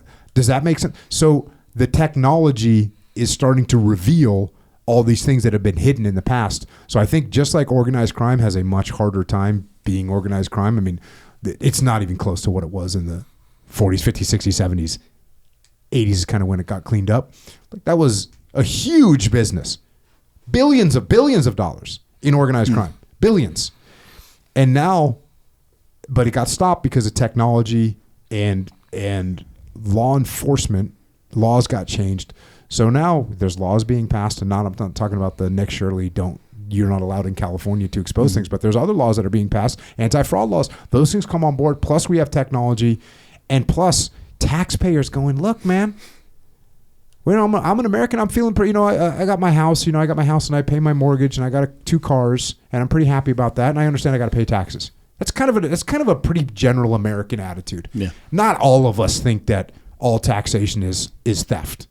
100%. Not all of us think that. Some of us do. Some people go, oh, you know what? I don't mind paying a little bit because, I got a fire department and want to take care of my law enforcement, et cetera, et cetera, et cetera. But at a certain point, they go, wait a second, I'm paying for what? For iPads for people that are in prison? Why am I paying for iPads for people that are in prison? Why am I paying for a hospice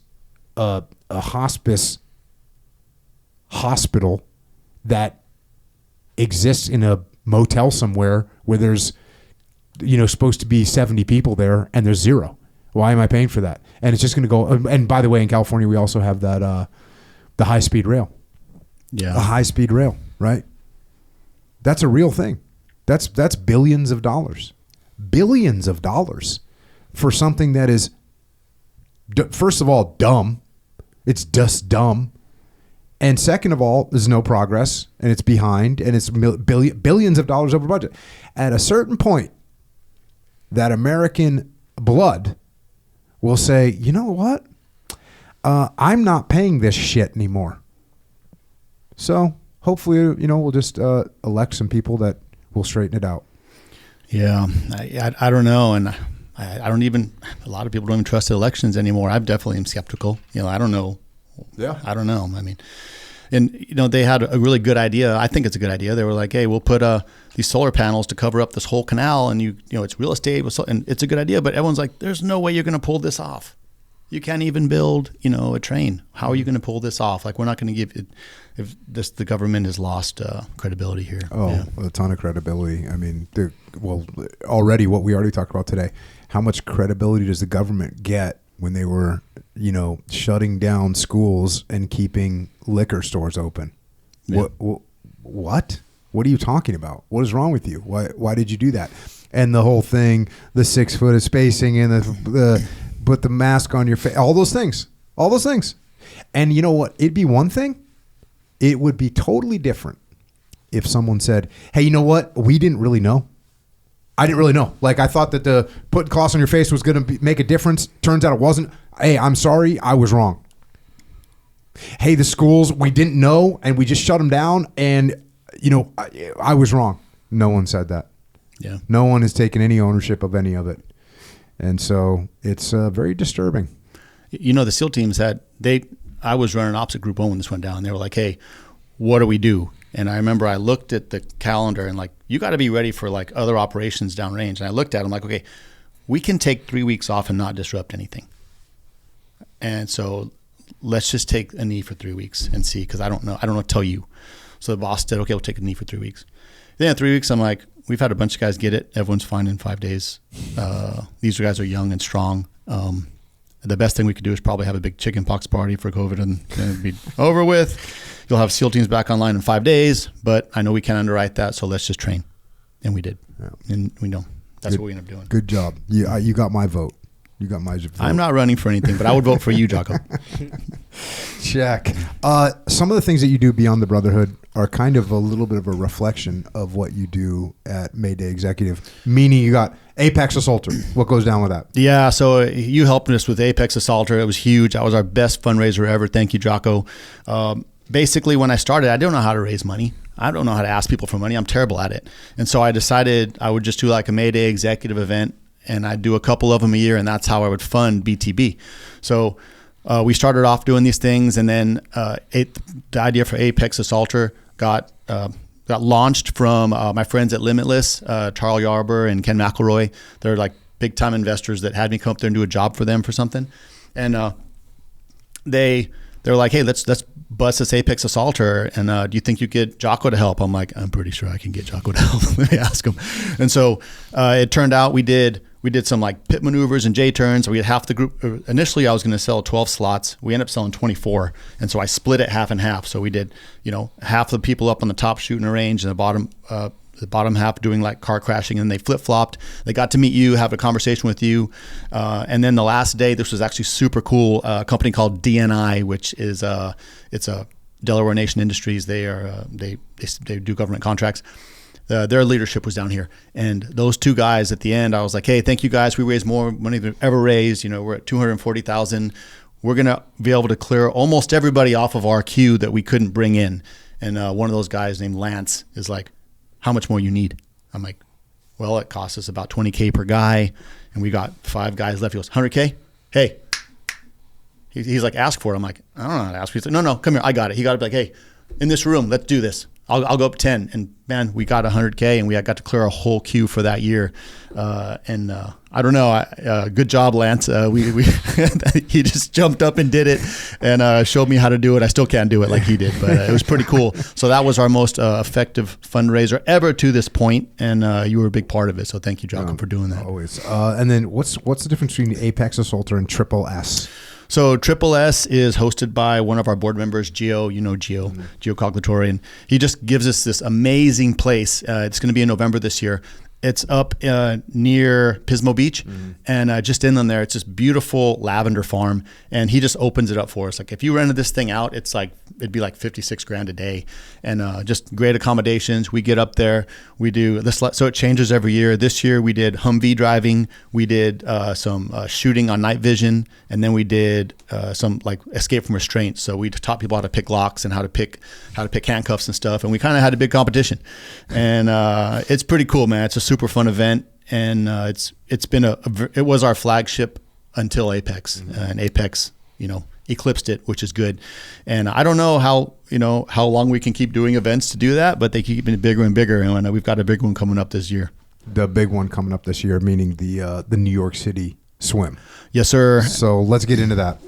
Yeah, so I met this guy named Bill Brown, and he's done it 7 years in a row. He's a former team guy, and now he's a lawyer in New York, and he's just a really passionate dude. And that guy has run this swim on his own for years. And, I met him, and he was like, hey, I know what Beyond the Brotherhood is. He's like, this kind of grassroots thing is what I want to support this year. And I'm like, okay, what are we doing? We're going to swim in New York. And so he's like, I need you to help me run it. So I'm doing it. And so I'm doing it through Mayday, and I'm helping him to set it up. The permitting process was a mess. I mean, New York is a hard place to get stuff done. We ended up not being able to swim into New York. So we're going to swim around the Statue of Liberty and then back into New Jersey. So we're going. It's a 3.5 mile swim. You're with the current, so it's going to be but it's still legit. And you swim out. You better hope that Marops guy gets the current right. You're right, dude. Yeah. I had. So I'm at Team 2, and we got this big ORE. We're off the carrier. We got all these missions going. It's my platoon, and my ORE is basically Echo Charles. You're getting graded for deployment. Operational readiness exercise. Yeah. So my squad 2, always gets the raw deal, by the way. But so I'm squad 2. So we're gonna launch off of a carrier and the helicopter. We're gonna fast rope onto a sub where we pre-staged our boats. We're going on the sub. We're gonna surface the sub. Launch the boats, drive to the island, Vieques Island, do a I think it was a pilot recovery there, and then drive to marry up with some other ship on a little inflatable boat in the middle of the ocean. Yeah. Well, yeah, the Zodiacs were taken. Yeah. And so there's a guy there. A guy who's a friend of mine, a really good dude, like a very experienced. He was a prior enlisted guy and was very senior as an enlisted guy, and then became an officer, and we're good friends, and he's a freaking stud. And he's like, he goes, hey man, listen, like the currents here always go, south to north. So insert down here and extract. So insert way down here south of the island, and then you can hit it, and then you can get recovered, go north. And I go, is that the way it always? He's like, yeah, it's like the trade winds, the this, that. And by the way, also on the East Coast back in the day, you only had on the West Coast, we had 55 horsepower motors. Oh yeah. And on the East 35s Coast, over there. On the East Coast, you have 35 horsepower motors. In the West Coast, you're in the Pacific, you're in the Indian Ocean, you've got big giant waves, you got to have big giant motors. And the East Coast, you're in the Atlantic. And again, there's obviously places, crazy waves over there too, but generally speaking, smaller. So long story short, bro, the weather's horrible. The submarine, this was freaking awesome. We're in the helicopter, and there's waves breaking over the submarine. We're supposed to fast rope on, and the air crewman guy, he's like, hey, the sub wants to know if you guys can get on board, and I look at the guy and I go, tell the Cobb, the chief of the boat, tell the Cobb, if he can open that hatch, we're coming on board. And he's like, I hear him see him yelling. He goes, the Cobb says he'll do it. And I'm like, cool, we're coming. So did you go right to the top of the mast on the submarine? No, it was bad, dude. Yeah. It was like gnarly. There was water all coming into the freaking hatch that was open and everything. But we fast roped on there. We are on the sub for 12 hours, and then we get launched, and the weather got worse, and the wind and waves were just blowing straight in our face. We actually ran out of gas. We had to stop. I had to go, you know what? We have to go to the Puerto Rico, whatever unit it was down there, Unit 4, Unit 3? No, Unit 4 maybe? They're shut down now. Yeah, well, whatever it was, I was like, hey, we have to go and get more gas because we were burning double the fuel. Yeah.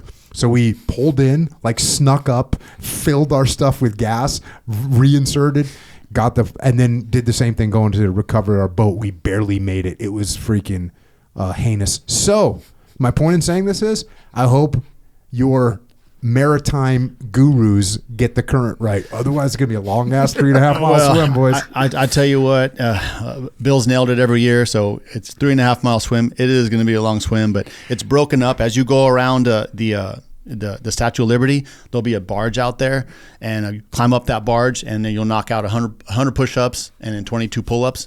And then once we get a full head count, we'll jump in, take off to the next barge, which is on the other side of Ellis Island, do the same thing. Nice. And then after that, we're going to enter back into it's called North Cove, which is near Empty Sky Memorial in New Jersey.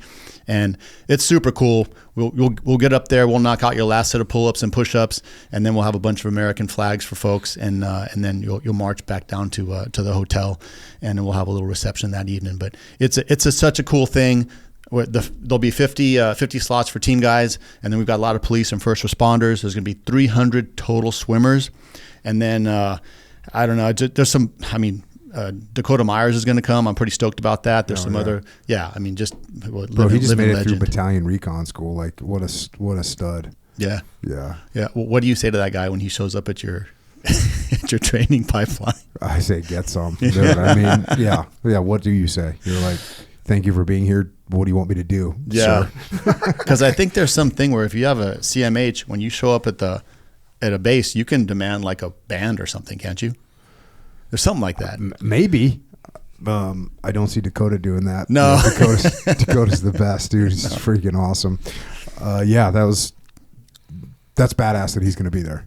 Yeah, and I think, this will be our biggest fundraiser ever, and it's really exciting for me to see, BTB move. I mean, every year you're pushing against this wall. You don't feel like anything's moving, and then you turn around behind you and you can see like, hey, we've gone a long way. And this is just, we've doubled every single year as far as like our intake, and we've had to grow our staff because you can't take in more people until you've got the capacity for it. So we're growing in our capacity right now so we can try and bring in more guys. Yeah. And we're not going to sacrifice quality. It's everyone doesn't get to play, and that's okay. We take the best guys. That's what we want to do. We want to do that for these guys. So yeah, the screening process that you set up is awesome because, listen, everyone, I think correctly so, gives a nod of respect to people that have been in the military, right? Okay, this guy served his country. They deserve a nod of respect and a heightened expectation, right? If someone's, I was in the Marine Corps, I was in the Army, or I was in the Navy, or I was in the Air Force, like, okay, so that means you've been through some hard training, you've had to be disciplined, you've had to follow rules, you've had to show initiative. Like there's a bunch of credit that people get, but that doesn't mean that every guy that has been in the military or has been in special operations or has been in the SEAL teams is going to be a good fit for an organization or really good fit for the world outside of the military. Like it's a thing. So the way that you've been screening guys and the success that they've had shows that it's a great process. And even the depth of going one person senior, one peer, and 3 people subordinate, that's even the most screening that I've heard. Like, hey, and by the way, you can look at someone's record and you can assess what they were like, and you or me can look at someone's record and learn a little bit more. But there's still all kinds of little nuances to your service that might paint a different picture of who you really were. So the fact that you all are doing that is what I think was what is making it so effective. And then on top of that, the training that you give them and the insight that you give them and the mentorship that they get from not just from SEALs, more importantly, getting mentorship from people that are in the industry that they want to go into. Yeah, and they've been powerful as they come into these industries, and this has been like a really passionate investment of mine, of like my time. And I've met some really great guys I didn't know before, and before I came here, we had a guy that came into some trouble, and me and his boss, and we sat down with him. We went over a plan, and we set up a plan for him. And he's a friend of mine. I respect the guy. He screwed something up. But you know what? We're going to have his back, and we're going to pull him. We're going to pull him through because he's a man of character.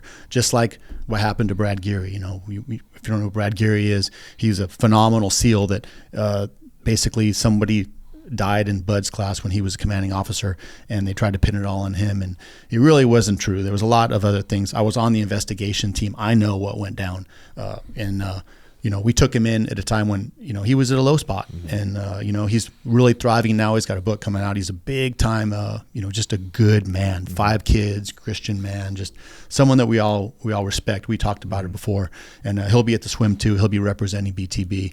He speaks way better than I do. So, yeah, no, he's great, and he's very articulate, great guy. So the swimmers, what's the deal? They have to raise money themselves? Yeah. So how's it work? Explain that. So each swimmer, when they register, they have to raise $2,000, and so they can find someone to sponsor them, but usually they come up with a lot more. Like I think last year the swimmers raised $850,000. That would be game changing for BTB. We've never raised that much in a year. We're a small organization. So the bar is set at $850. Yeah, I think that's cool, but I think raising the bar to $1 million. You with me, Echo Charles? Can I throw out some slang? Yeah. That sounds good. I think if they can do $850, then getting to $1 million would be freaking epic and set a good bar. and then being able to help out so many more guys would just be epic. And there's some other angles to this, so we can get to that milli if you're going to set that bar, Jocko. And I know when you set a bar, we get there.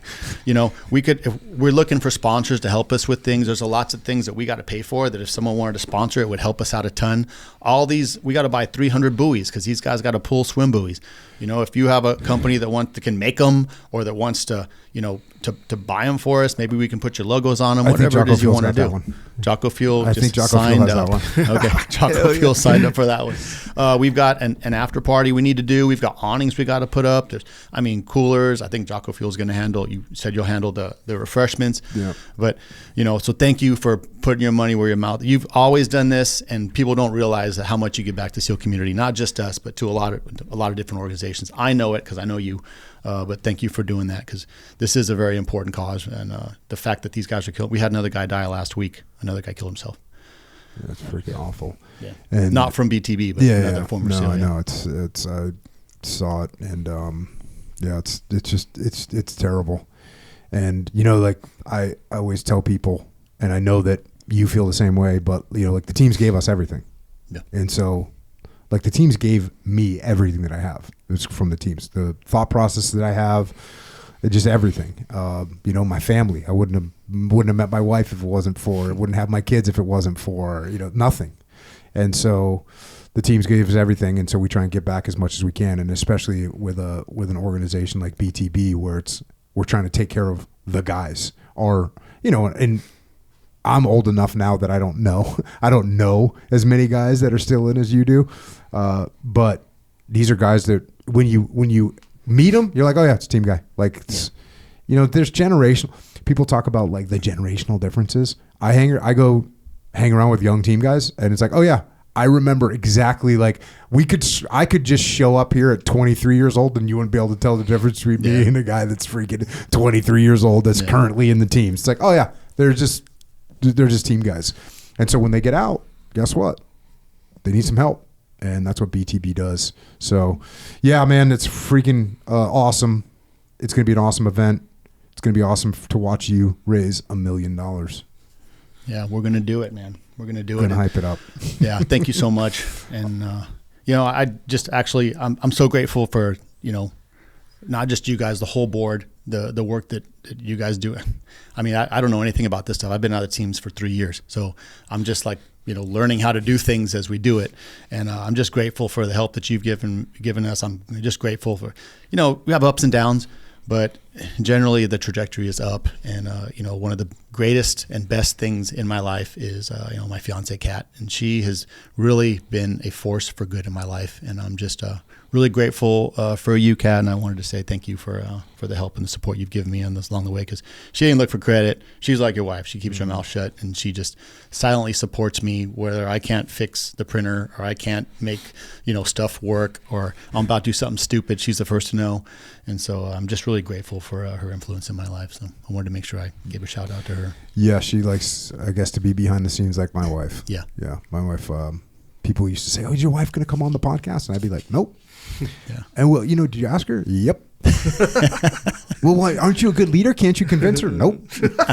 In fact, I asked her one time, I said, hey, listen, what if I write questions for you? Yeah. You tell me the answers or write the answers, and I'll just read them on the podcast because people have questions for you. And she's like, oh, I don't really want to do that. I'm like, okay. I like when you do her English accent, though. It makes me laugh. I don't really want to do that. I don't like to do that. I don't like that kind of thing. I don't like to do that. And I'm like, okay, cool. So yeah, props to the ladies. Awesome. Does that get us up to speed? That where we're at? I think it does. I don't think we missed anything, but I don't know. I'm always interested in the echoes angle on things. We were making fun of him earlier because last time I was on the show, we were here for like, I don't know, hour and a half before he realized, like, wait, you're Jimmy May? I'm like, yeah, bro. Like, we've been rolling together for years, and you just didn't put two and two together. It's pretty funny. I'm trying to remember it correctly. Like, I knew your name was Jimmy May. That's the thing. I knew your first and last name. Yeah. And then I knew of Jimmy May, the team guy legend dude. Just, I don't know, subconsciously, that's just two different people. See what I'm saying? I'm just talking about funny. Jimmy May at different times, and I'm thinking about other, it all came It's came an together. interesting thing because we might have talked about it, but for some reason, when I say your name, Jimmy, like when I reference you, I always say Jimmy May. I never just say Jimmy. Yeah. Maybe it's because it's too common of a name, but I always say, oh yeah, you know, Jimmy, like, oh, Jimmy May is coming out, or I saw Jimmy May, or, you know, whatever. That's what I would say. So I would be talking some story about the teams, and I'd be like, oh yeah, well, Jimmy May did this, or Jimmy May said that, or whatever.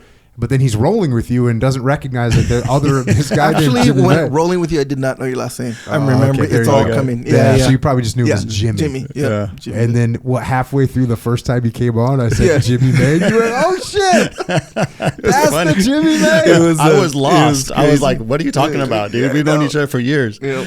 I Yeah. was like, bro, that was you the whole time. Okay. All right. Cool. Do I have any more questions? Yeah, Yeah, I what do. you- As a what you matter got? of fact, thank you.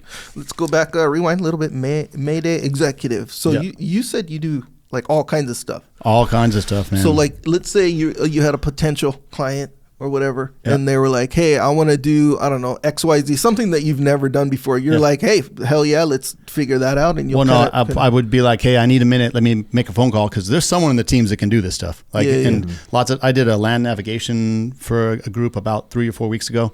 I just called the guy that runs land nav for SQT. I'm like, hey man, you line me out on this, and because we know how to do it. I just, we need for what points are, and there's a bunch of logistics I didn't understand. Yeah. So I haven't had to say no Right. yet. Right. Okay. So that was the question. Like, Yeah. it's not like, you go to certain restaurants and you say, hey, do you guys serve this? And they say, no, we don't serve this. But you're not like that. Mayday Executive serves so far. We served all everything that they want to Yeah. do. Yeah. Okay. All right. Solid. Yeah. Okay. Why And you got something you want to do? Well, actually, I like going to take my son shooting. Oh, we can just do that, bud. Right. That's what I was thinking. Yeah, I was like, yeah. oh, shoot. I need. I'll set it up. Yeah. Yeah. But, my mind starts, working on these types of things. And if I got a shop that provides these services, I'm going to take you up on it. You know what's interesting is that I think we started off with the whole the dad thing. Like, you and I have talked about this before, Jocko. Like, I would love, we talked about, let's start a school. And we like have this school that just grows kids to like actual learn things that are useful. And anyway, I've been thinking about doing an event where it's just dads and their sons. And I'm trying to dial in the age group, because not all 9-year-olds are equal. I don't know. What can I do with them? But I think it'd be cool to have like day one where it's like I train the dads. Because I don't want to be the guy. I want to be front and center. I want the dad to train their kids. So like day one, whether we're doing like land nav or we're shooting or whatever we're doing, I train the dads. Hey, and then I'll be there just in case they got something they can't handle, and I'll run like the safety aspect of it, and then have them, camp out and do this stuff with their kids. I'm not trying to make money on it. I think it's just something cool to like be like, hey, look, you're the man. You need to take ownership of your family, and let's do something special with your kids. And I think it'd be a cool thing. So I've been kicking the idea around. I don't know if you guys have thoughts on it, but how old's your boy? 9. That's right in there, man. Yeah. And he shoots. I take him shooting Yeah. stuff, but it's just at the indoor range. He has a gun that he's kind of designated with. And Nothing so he knows what explodes. he's Nothing's on fire. No. yeah. He's not When there. when you start shooting through the windows of vehicles and stuff like that, bro, it's No, it's we fun. can do all that. Well, he's down for all that kind of stuff as long as you start slow and don't just throw him into some weird thing to like shock the system. You know how sometimes that's part of the training thing, Echo. and you want to shock Bro, the system, bro. Don't come do on that now. to my guy. I'm not going to do that to your kid. I will. He will not be Jocko. down for that. No, not at all. But Jocko he's bye. pretty sharp though. Ever since the Warrior Kid first book came out, like I've been talking about the Warrior Kid Academy, the Warrior Kid camps. I think there's going to get a lot of traction when the movie comes out. The movie's coming out the day before Thanksgiving, and it's such a good movie. It's so good. It's just awesome. It's funny. It's funny. It's moving. It's inspirational. It's everything. It's a beautiful movie, but it's gonna get kids and parents thinking about that warrior kid path, and I think there's Maybe I do a collab with you, bro. Yeah. I'm not here to try to like make money or anything. I would love to work with you on it. That's It's a going to be great cause. Yeah, I think, and I even on that initial, we did a podcast 10 years ago about what the Warrior Kid Academy would have. Oh, yeah. Like and we could go back and pull that blueprint. It's good. It's a solid blueprint. So yeah, I think something like that is in my future, and so yeah, we'll see what happens there. People can find you on LinkedIn, Jimmy May. Yes, sir. Please hit me up on LinkedIn. I'm trying to grow that audience, and it's just Jimmy May. And then BTB. This is www.beyondthebrotherhood.org for Mayday, Mayday is maydayexecutive.com. Yes, sir. And then if you need the cable pilot, and I don't know if we'll talk about if we're going to leave this in or not based on my ability to invest in the company. If you want, if you need the cable pilot, if you're a lineman, you're out there, you're an energy company, you're delivering energy people, and you need to do it more efficiently and safer, then check out Mayday Solutions. Mayday.solutions. That's it. There's no .com. It's Mayday.solutions. And then finally, the NYCSealSwims.com. NYCSealSwims.com. We've already got 100 or 120. 96 as of 3 days ago, but I didn't check it before I came in. Okay, so that's going to sell out quick. Yeah. If you want to go up there and swim, you got to get it registered quick and then help us raise $1 million to help out all of our brothers in the teams. That's what we got going on. Jimmy, any closing thoughts, bro? No, I know that when my brother hears this, he'll let you invest, because my brother Jeremy May, he's a big fan. He listens to all your stuff, so you may have just got yourself in. I hope so, bro. There I am. Otherwise, Echo's on the case. He's going to edit it right out. Well, you know what? I do just have a message of gratitude. Again, I'm just so thankful, Jocko, for your continued friendship. Even, without all the stuff you do now, you've been a good friend to me. A long time ago, you came and fixed my sink when I was on deployment, and I had, you just been a good friend for a long time. And, I appreciate it, and I appreciate the things you've put in front of me. And, I'm grateful for where I am in life. Got a great woman, great kids, and I just grateful for the opportunity to be where I'm at. So thank you guys. Well, back at you, man. Thanks for coming on. And again, I'm always here for you. If you know that, what I have is what you have. That's because what you did for me, what you did for the teams, what you did for the country, and what you're continuing to do right now to help out our brothers beyond the brotherhood of the teams. It's having a huge impact. And so I'm here for you always. Appreciate you, brother. All right, man. And with that, Jimmy May has left the building. He's about to go get after it somewhere. He's about to go make something happen. He's about to go spearfish after he crashes a car off of a cliff and blows it up, and then he's going to shoot some guns at the car as he's falling down. And once he gets in the water, he's going to spearfish a big giant shark. Tell you. That's what we're doing. When you're doing things like that, you need fuel. We recommend Jocko Fuel. I agree. Hey, we got hydration. We got Go Energy. We got protein. We got a new protein. Raspberry Gelato. Okay. Raspberry Gelato. Now listen. The term gelato, right? Is that a term that I would use? Gelato. Have you ever heard me say gelato before? Not that I'm pretty sure gelato is just ice cream. A special fancy kind of ice cream. Yeah, I think so. Fancy's not really my scene. Oh, right. But in this particular case, there's a reason behind this word. Okay. Because gelato is like a little extra. It's a little extra ice cream activity. All right. So check it out. We got raspberry gelato, ready to drink protein. Oh, ready to drink? Yeah, it's RTD. Oh, RTD. Okay. Oh, now you're talking to me. RTD, ready to drink. Raspberry gelato. We got a bunch of different flavors. What's your favorite flavor? Powdered milk. Powdered milk. Well, now it would be the peanut butter chocolate, but recently I've been into the strawberry. I know it sounds weird because it was kind of on the bottom of the list, but here's the thing. This is what I've been doing. I've been doing that Greek yogurt thing that Coach Hannah taught us how to do. Yeah. But I've been doing it with the strawberry thing. You see what I'm saying? And then how you go off on tangents. So, I'm making these weird strawberry smoothies with this and that and all kinds of other ingredients. For my program there, strawberry, which I also do, strawberry and vanilla are morning flavors. For the Greek yogurt, morning flavors. Yep. You can throw a couple blueberries in there. You can throw a couple strawberries in there. You're getting 20 grams of protein plus 22. Like you got 44 grams of protein. Boom, right out of the gate in the morning. Yep. Yes, sir. Now and you get a fresh fruit scenario, right? Sure. That's a morning thing, right? Yeah. Afternoon, evening. Chocolate, peanut butter, chocolate mint. Put some little sugar-free chocolate chips in there, a handful of nuts, mixed nuts. Okay. And then, listen, if I'm being quite honest with you, shot of whipped cream. Yeah, You got yourself a dessert, a straight up dessert. Rocky Road scenario. Yeah, Rocky Road scenario. So that's what we got. We got everything that you need at Jocko Fuel. Go to jockofuel.com or go to your retailer. Go to the store. Go to the grocery store. We probably have Jocko Fuel in there. If there's not, ask for it and we'll get it to you. Also check out originusa.com. We got American-made goods. We got American-made hoodies, jiu-jitsu gis, rash guards. I just trained today. I know that other people that are in this room were not training today. Oh. Is that because you don't have a rash guard? Is that No. What's the reason? No. That specific modality of training, yes, I did skip that particular mode of training today, but I did other sorts. It's weird because Kerry came by. K-Dog. Yep. Okay. And he's like, oh, yeah, what's up? And I go, just here, training with Echo. And he goes, oh, he's all surprised. He's like, oh, Echo's here? And I go, well, yeah, I'm training with him. And he goes, what? Where is he? And I go, well, he's here in spirit.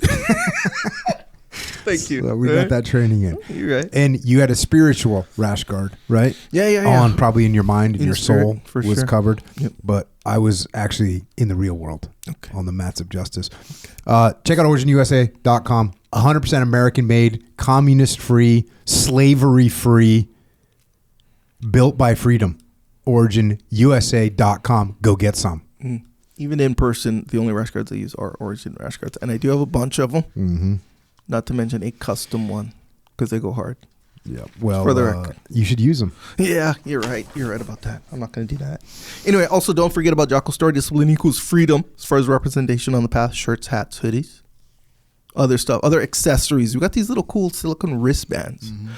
I don't really wear that many wristbands, but when I wear them, I kind of feel a little something. See what I'm saying? What do they say? Discipline equals freedom. That's a good one. Yeah, it's a good one. Flags are back in stock, by the way. Good. People need those flags. Yeah. Also, we did... So the Shirt Locker subscription situation, new design every month. People seem to like it. I did go one step further. I've been mentioning it. One of the designs from the past, a few years ago, that people really liked, and you can kind of tell because when you kind of have it on or whatever, more people than usual say, "Oh my God," and they make a thing out of it. So anyway, thank you for that breakdown. It is released to the public already. Look, you don't have the jump. Like by this time, you don't have the jump on it if you didn't sign up for the email. See what I'm saying? You have the email list or whatever where I let everybody know. But I'm letting you know now. Check. See what I'm saying? You do run the risk of certain sizes being sold out or not. Maybe not. But that's kind of the way it works. You see what I'm saying? But it's out. Sugar Coated Lies. That's the one. That's a good one. It's out to the public. It's on jockostore.com. Right on. Go get some. Got a bunch of books. Put Your Legs On by Rob Jones. Need to Lead by Dave Burke. I've written a bunch of books. A bunch of kids' books. Check them out. Primalbeef.com. If you need steak, get some. ColoradoCraftBeef.com. If you need steak, get some. Also, we have Echelon Front. We have a leadership consultancy. We solve problems through leadership. The next big event that we have that's not sold out is because we have Battlefield coming out, sold out. Council's coming up, it's sold out. We have the muster in San Diego, July 8th through the 10th. And this is a 2-day leadership seminar, training course, indoctrination. That's what's happening. It is July 8th through the 10th. If you want to come, go to echelonfront.com and check the events, and we will see you there. Also, extremeownership.com. This is our online training academy. You can check that out as well. Also, you can look at Ask Jocko on your application on your phone. You can get something called Ask Jocko, and it's a AI, what's the word here? An AI simulation of my brain, Yeah, sure. And it's really good at, it's meant for leadership questions. So check that out wherever you get your apps for your Android or your Apple. You can check that out as well. And if you want to help service members, active and retired, you want to help their families, you want to help Gold Star families, check out Mark Lee's mom, Mama Lee. She's got an amazing charity organization. If you want to donate or you want to get involved, go to americasmightywarriors.org. Check out heroesandhorses.org. And then you heard a bunch about Jimmy May's organization today, Beyond the Brotherhood.org. So check that out. Hopefully you can go to a swim or you can sponsor someone that's doing the swim. So it'd be incredible to be able to raise this type of money to put back into that organization. Check out Warriors in Need as well. warriorsinneed.org. You heard from Ben Ingram last week. He's trying to get these veterans that have these skills and put them in the right spot. Let's help them do that. If you want to connect with Jimmy May, go to LinkedIn and look for Jimmy May, and you'll find him. Give him a follow or whatever it is you give someone on LinkedIn. And then for Beyond the Brotherhood, it's beyondthebrotherhood.org. For Mayday, it's maydayexecutive.com. And then if you need the cable pilot, go to mayday.solutions. And finally, for the swim, NYC SEALswims.com. Check that out. If you want to connect with us, check out Jocko.com on social media. And then on the, or that's on the internet. On the social media, I'm at Jocko Willink's Echoes. I'm at Jocko Willink. There's no S on that. No S. Echoes at Echo Charles. Just be careful, because the reason that thing exists is not to inspire you. It isn't to educate you. It isn't to improve your capabilities as a human. It is to take your time and squander it. So be careful. Thanks once again to Jimmy for coming on again. Your loyalty is much appreciated to the country, to the teams, and to our brothers. So thanks for what you're doing. A salute to all of our military personnel out there around the world right now in harm's way, protecting freedom and our way of life. Also, thanks to our police, law enforcement, firefighters, paramedics, EMTs, dispatchers, correctional officers, Border Patrol, Secret Service, as well as all other first responders. Thank you for protecting us here on the home front. And everyone else out there, let's go back to this idea of skills. Right? We talked about passing on skills. What skills do you have? Can you build stuff? Can you rewire a house? Can you do a little bit of plumbing? Are you a fighter? You know how to fight? You know some jiu-jitsu? You know some Muay Thai? You know some boxing? You good shot? You know some archery? You good at communicating with other people? You good at leading? What skills do you have? What skills do you need? How can you build up your skill sets? And maybe most important, what skills can you actually pass on? And do you have that skill? The skill of passing on skills. That might be the most important skill of all. So go get after it. Learn skills and pass them on. And that's all I've got for tonight. And until next time, this is Echo and Jocko out.